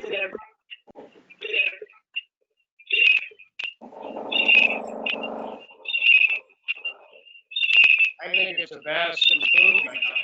Wow, it's a lot of feedback.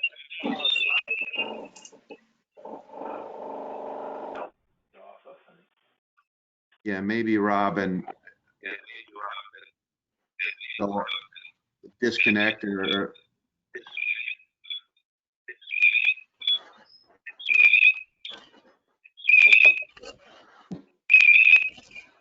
I think the file or mute. Yeah. Sandra and Rob, can you mute yourselves? No, it's muted. We can hear you. We can hear you too.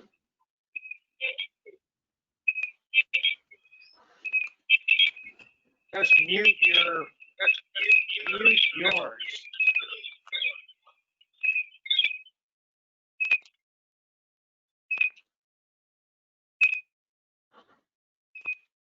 Muted them. Okay, I think we can move on then. Okay, all right, are we prepared to make a motion? Yes, I mean, Mr. Chairman, I mean, is there some kind of condition or follow-up with respect to the landscaping in front that the board wants to include in its motion?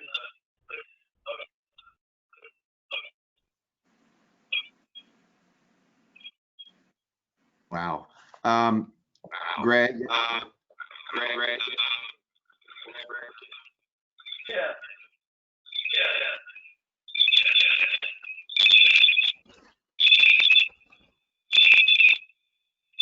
What noise is?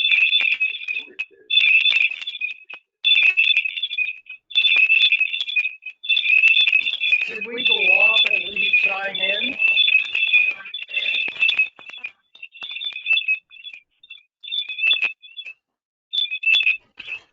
Any suggestions? Because that's just like a, We're working on it. okay.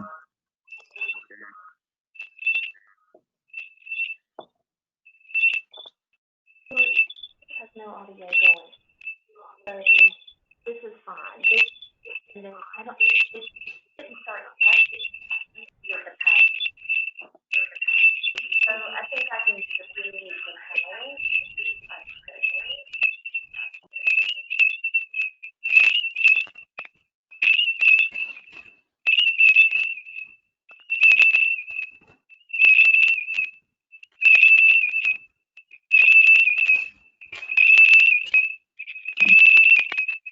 It was.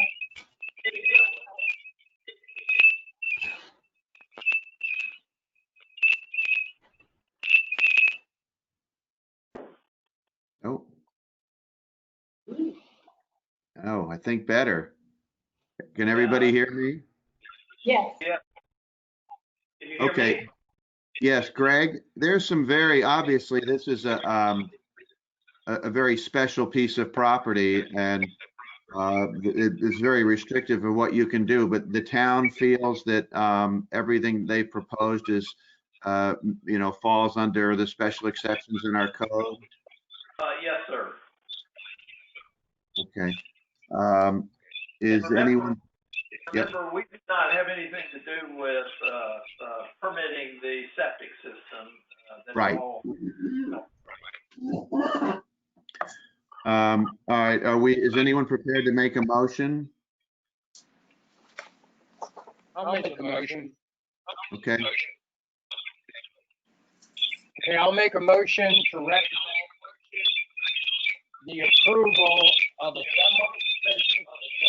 I tell you, if everyone disconnects their own microphone, it clears up this problem.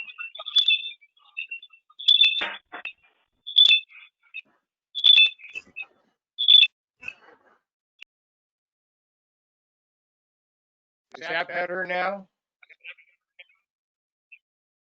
Muted. Okay, so I'll make a motion to recommend the approval of a demolition permit for the demolition of selected areas of a single-story house located at 4225 North County Road. all right, Mr. we've Roach, got it says that you have, I'm so sorry to break in. So it says that Mr. Roach is somehow logged in twice. So I'm going to disconnect him right quick, one of them, just disconnect him and see if that clears up this feedback issue. Mr. Roach, can you do another sound test right quick?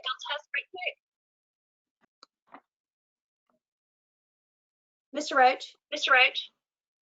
Yeah, Okay, I right, logged so- in again. I think we are good to go. I don't know how that happened. Okay, I'm just logging back in. Nope. Oh, no, you're good. You're good. You're good. Just you're fine. And now Wait, back. hold on. You're in there twice again. Okay. Hey. You didn't clear it up again. Okay, can you hear me? Yes. Don't log in again. Well, I don't think I need to, really, as We're long good. as you can hear me. We're good. I'll make a motion to recommend the approval of a demolition permit for the demolition of selected areas of a single-story house located at 4225 North County Road. Do we have a second? Second. Moved and seconded. Rita? Mr. Roche? Yes? Mrs. Smith? Yes. Mrs. Jones? Chairman Smith? Yes. I'll make a motion to recommend the approval of a special exception of floor area ratio for a lot less than 7,576 square feet. Is there a second? Second. Moved and seconded. Rita? Mr. Roche? Yes? Mrs. Smith? Yes. Mrs. Jones? Yes. Chairman Smith? Yes. I'll make a motion to recommend the approval of a special exception for additions to the structure at 4225 North County Road with existing non-conforming setbacks. Second. Moved and seconded. Rita? Mr. Roche? Yes? Mrs. Smith? Yes. Mrs. Jones? Yes. Chairman Smith? Yes. I'll make a motion to recommend the approval of a level 3 architectural site plan based on a finding that the selected demolition of a single-story, 1,879 square foot house and the reconstruction of additions to the house, making a total square footage of 2,392 square feet, including a double height living room, meets the minimum intent of the design manual and applicable review standards with the following conditions. Condition 1, any minor modification to the approved landscaping shall be submitted to the town manager for review and approval, and any major modification shall be brought back to the ARPB for review and approval prior to the commencement of landscaping.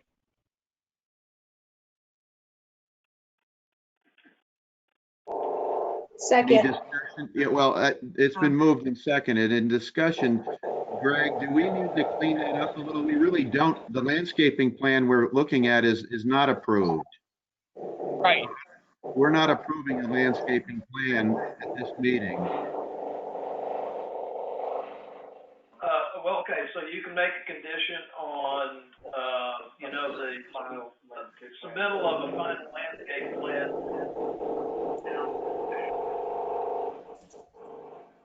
Well, that's included by saying any minor modification in the approved landscaping. So when the landscaping is submitted to us, we can approve or disapprove it, correct?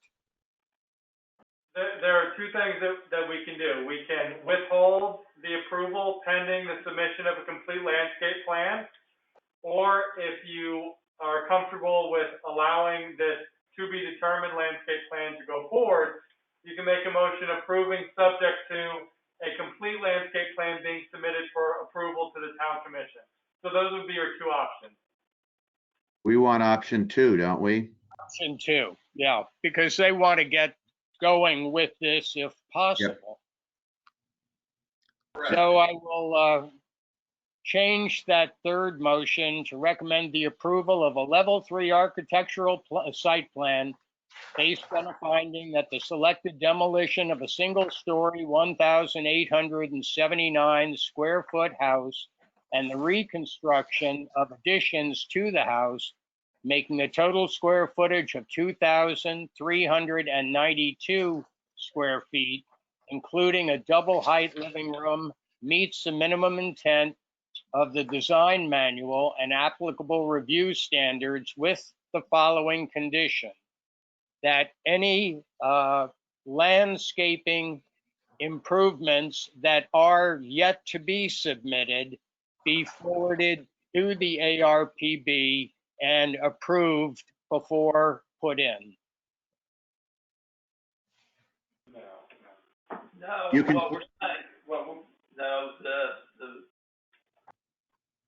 motion needs to say that this plan is approved subject to the yet to be determined landscape plan be submitted to the town commission for their approval. Is that acceptable, Curtis? Yeah, that's fine. Okay, can you guys remember, that language will be in the minutes. All right, so it's been moved, and is there a second? Second. Okay. Okay, Rita? Mr. Roche, Yes. Mrs. Smith, Yes. Mrs. Jones, Yes. Chairman Smith, Yes. I see Malcolm's back. Malcolm, did you hear the whole presentation? You've just rejoined. So I think it'd be better if I didn't vote on this, Okay. and then I'll start for the next one. Thanks. So Michael, you hear what we're saying, that effectively we haven't really approved any part of what you're showing in the landscaping plan. That's got to be brought back to us and then the town, okay? All right, anything else? I think we're finished with that one. Thank you very much. Thank you.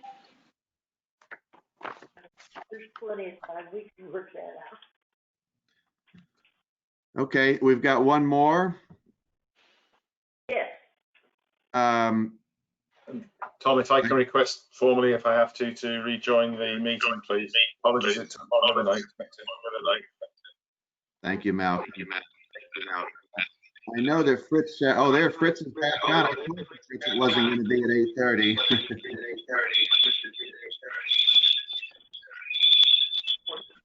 We have a horrible noise. This must be the bird activity up in Rhode Island.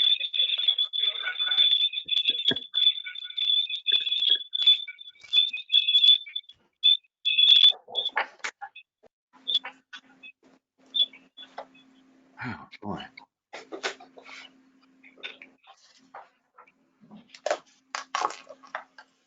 Everybody okay? Rita, are you ready? All right, first, I need to ask if there's been any ex parte communication on the Souter dock. Oh, None? Okay. Rita, would you administer the oath to Mr. Souter? Certainly. Would you raise your right hand, please? Swear to tell the truth, the whole truth, and nothing but the truth, so help you God? yes, ma'am. Thank you. And Mr. Chairman, Yes.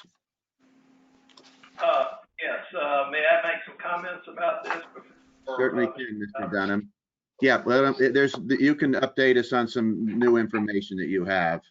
Yes, sir. So, as you know, this is a variance to permit the construction of a 30 by 5 wooden dock at this location, 520 Middle Road.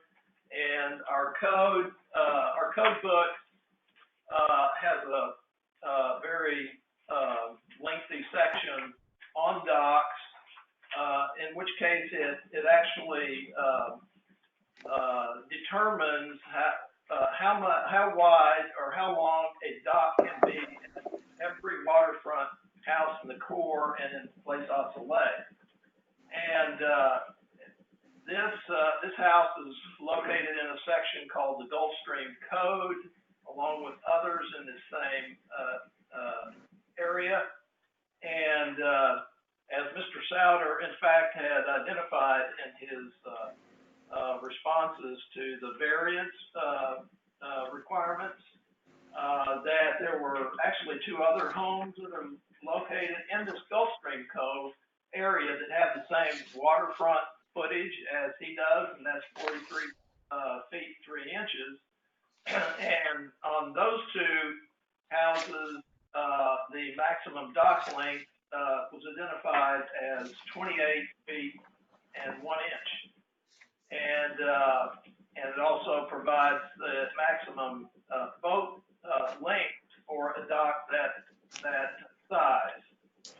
However, for his lot in the code, it identifies his water frontage again as 43.3, yet his dock length is identified as 13 feet 3 inches, and the angles that are identified with his lot are much different than the other 2 lots that are 43 feet 3 inches.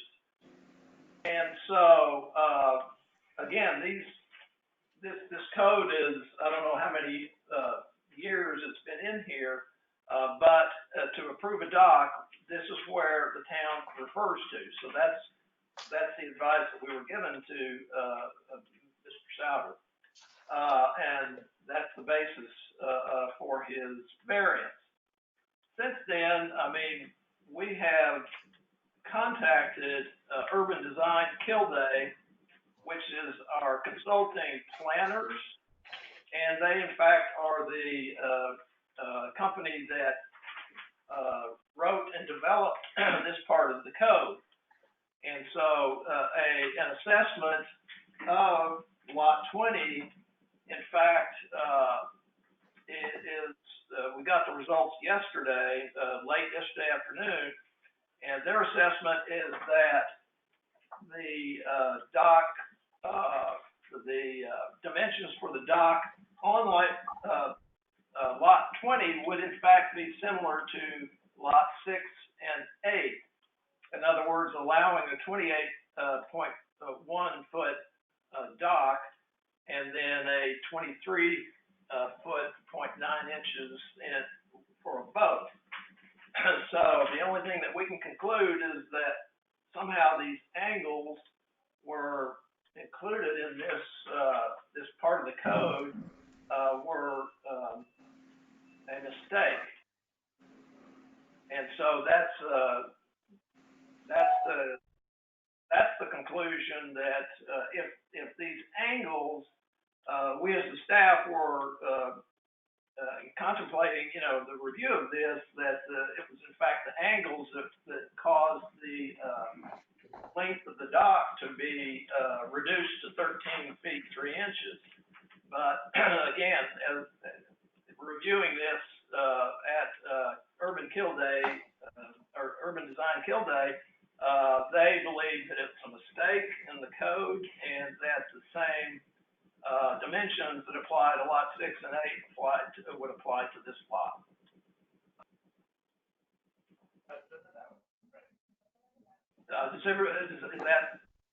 Is that fairly clear to you, members of the board? So Mr. Souter could be making, could automatically have an approval of a 28-foot dock without it requesting a special variance, or he could request 30 feet, or he could still continue with a variance request to something longer than 28.1 feet. That's correct. Okay. If he wants to continue the variance request for a 30-foot dock, then we would continue, but the variance is rather than a variance from 13 feet, it's a variance from 28 feet. Okay, Fritz, you hear where we are now? Yeah.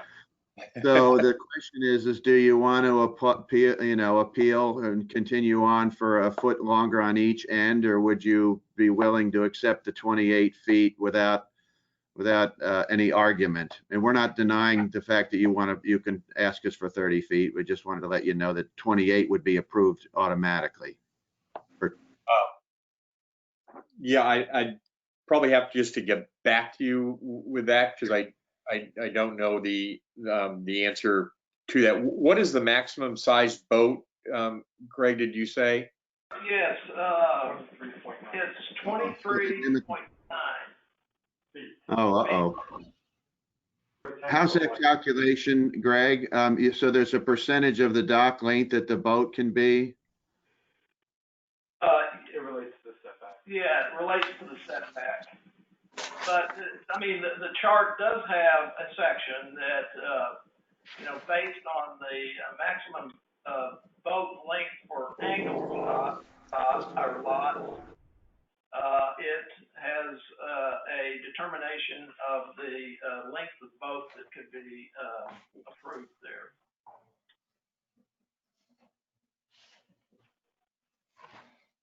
All right, okay. So we don't have that chart in our package, correct? So it's just there's a chart that specifically defines if the dock is 28 feet long, that the boat can only be 23 feet long or something like that?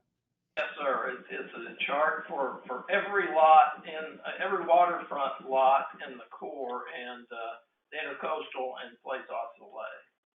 All right, now Fritz, on a 30-foot dock, you're probably not going to be able to get a 27-foot boat on there, right? What's it say if the dock is 30 feet long? Does it, Greg, or? The closest we have is 33 feet, which would be a 28 foot. Let's see, the closest that we have would be what did you say, Trey? A 33-foot line, which would allow a 28-foot long boat. Okay, so we're bouncing between 23 feet and 28 feet. All right.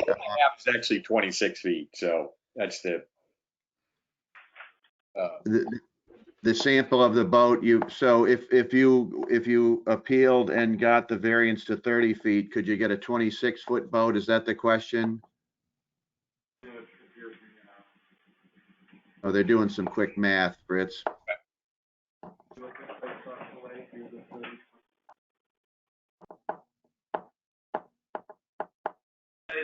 There's a lot in Place Osceola that would allow a 30-foot dock. They actually have 50 feet of frontage, and it would allow, based on these calculations, a 25-foot length boat. All right. So Fritz, you may want to think about this and get back to us. So you could be limited to 23 or 24 feet, so to speak, on a 28-foot dock. A 30-foot dock, it sounds like it would be something around 25 feet in their quick calculations. To get to 27 feet, you may even have to have a longer dock. We saw letters. Both of your neighbors are totally on board with almost whatever you want to do here within reason. Is that right? Both sides? Both sides are fine, absolutely. Yeah, we did receive those letters. They're good with it. So would you like us, Fritz, to continue forward talking about a 30-foot dock, or do you want to think about whether you would take the non-variance request at 28 feet, 28.1 or whatever the number would be? I don't want to put you on the spot. This is all new. My gut is that's probably the easiest way to go about doing it. You all would approve my wife allowing me to buy a new boat? Is that part of the process? I'm assuming, right? It's not part of what we do. Right?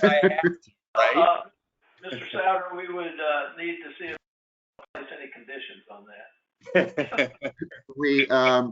Fritzy, the thought is. The question I have on that is, I don't know, but there are existing dolphin poles in place, or the pilings, and that was designed for the existing 30-foot dock, and that was the reason I just wanted to repair the dock. I don't think I control the presentation, but you've seen the pictures. They're obviously, Mhm. you know, was not in very good shape. Correct, yes. And we're not telling you we're opposed to the 30 feet. We haven't even gotten into you talking about that. There was a 30-foot dock there, and I guess it was cement, and we saw pictures of it. So we would certainly consider or listen to you if you wanted to talk about a 30-foot dock. It would get you a little bit bigger boat. So do you want to proceed and have that conversation with the committee? Why don't I try that real quick? But again, I might just not, because I have to go through then, if I do that, I have to go through another committee, correct? So let's proceed real quick for 10 minutes and see if the committee would approve the 30-foot, just, you know, again, just redoing what I have there. Right. Okay. Everyone has seen the package. They've seen the pictures. I think that, Fritz, I'll let you make your arguments. You've written them to us, but can you quickly in 3 or 4 minutes summarize your request and why? You know, obviously when I purchased the house in 18, submitted plans, and that included redoing the seawall, which was in really bad shape, and redoing the existing dock. You know, the whole thing was just a redo and try to make it in code.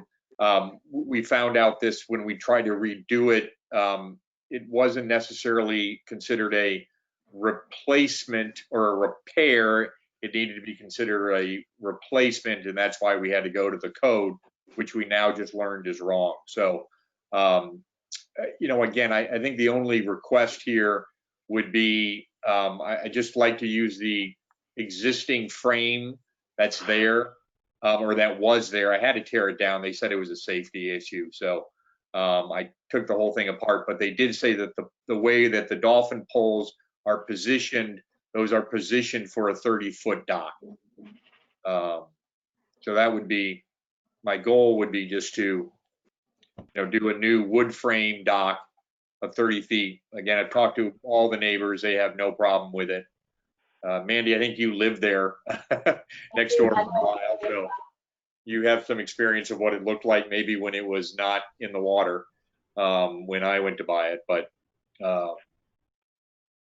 you know, again, the only reason I would really want to go from the 28 to 30 is just the positioning of the existing poles, because obviously when they put those in, they do those for a reason based on the length of the current dock that was there.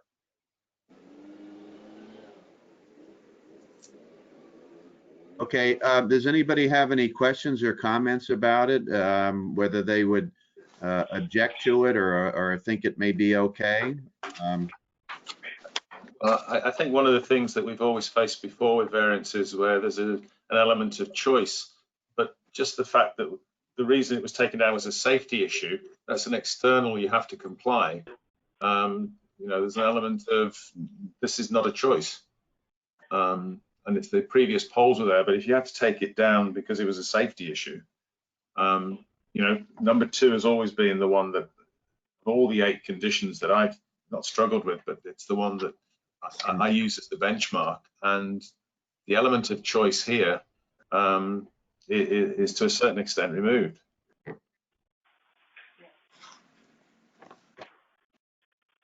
Georgette or Mandy, Curtis? I have a question for Trey. Like, I think that all the conditions are met. I just have a question on 3 for Trey, that that this variance will not confer on the applicant any special privileges. That one always seems very vague to me.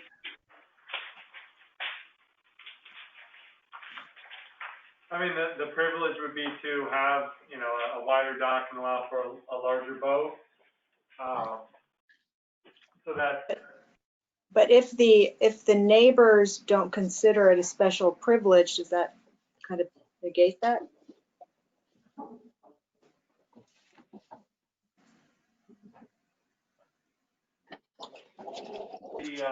The opinions of the neighbors are irrelevant to criteria number 3. Okay. Are irrelevant? Yeah, are not relevant to that criteria. It's about any other lot in the Gulfstream Core District. Okay.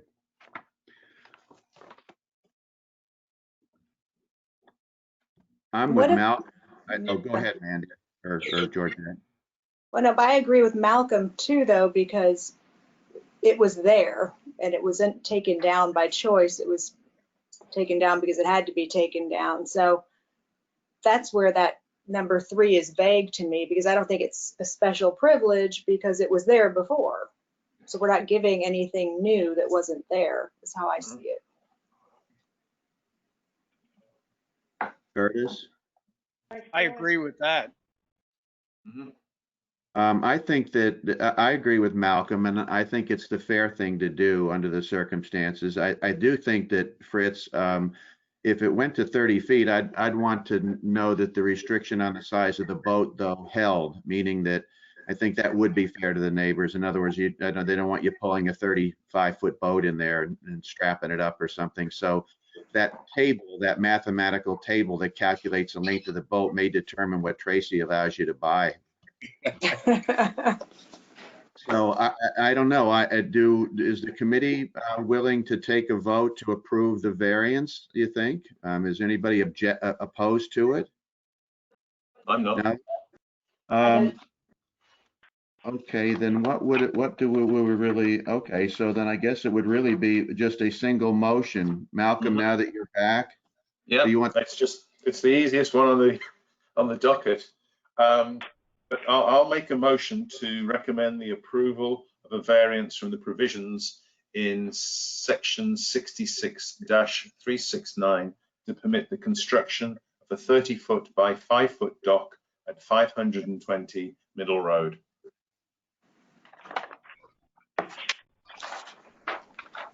Is there a second? Second. Any further discussion? We don't need to put in the motion. Do we need to put in the motion that the restrictions on the length of the boat, that would be code, right, Trey? It'd be based on the 30 feet? Yes, sir. Okay. All right, Rita, would you call the roll? Yes, go ahead, Greg.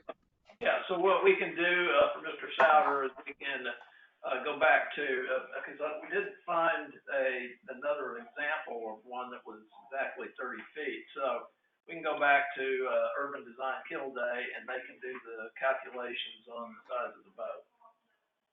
That'd be great. Okay. Okay, Rita, would you call the roll? Vice Chairman Murphy, Yes. Mr. Roche, Yes. Mrs. Smith, Yes. Mrs. Jones, Yes.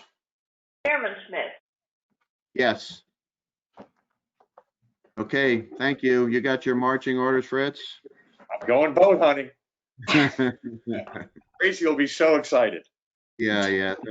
We'll probably get calls from her this afternoon. Oh, yeah. All right. Well, thank you, everybody. Now, the meeting is not over, but you can sign off, Fritz. Thank you. Are there any items from staff? No, sir. Items from board members? No. I have one quick comment that I want us to think about. That is that this new rising the site plan 2 feet is something we're going to start seeing more of, and seawall increases. And I'd really like us to somehow physically look at what that's going to be like, because we got 2 houses now, a month apart with this. And as the next door neighbor, when you're 2 feet lower, I don't know if it's all that appealing to the next door neighbor. So I think we should physically see what it looks like. The last gentleman said it may be sort of decorative stacked blocks. If we're just on soil, they'll start to move after a while, and I don't know. I just think that we as a committee, when we can look at those, we should look at them, because it may govern what we demand or request in the future. It's going to start happening with almost every house that we see that's a tear down. And there's 2 or 3 of them that are happening in the next 6 months. There's no public. Is there any public listening? Or I guess if not, any other reason to not adjourn? Well, We're here. Oh, Just to follow up to your last comment, Mr. Chairman, I think that's a good suggestion, but if you remember with the house next to Mr. Lyons, I mean, they had, I think they might even had an example of what it would look like, or at least they had a description of what that wall looked like, so that's a good idea. I'll go back and look at that a little more. It's funny, Greg, I wasn't thinking about it, and all of a sudden we've seen a second one, and I think there's going to be a few more coming through. I just want it to be appealing to the neighbor. The homeowner itself isn't going to really even see it. It's going to be probably grassed or sodded up to the top of the wall, I would think. It's the neighbor that's going to see the wall.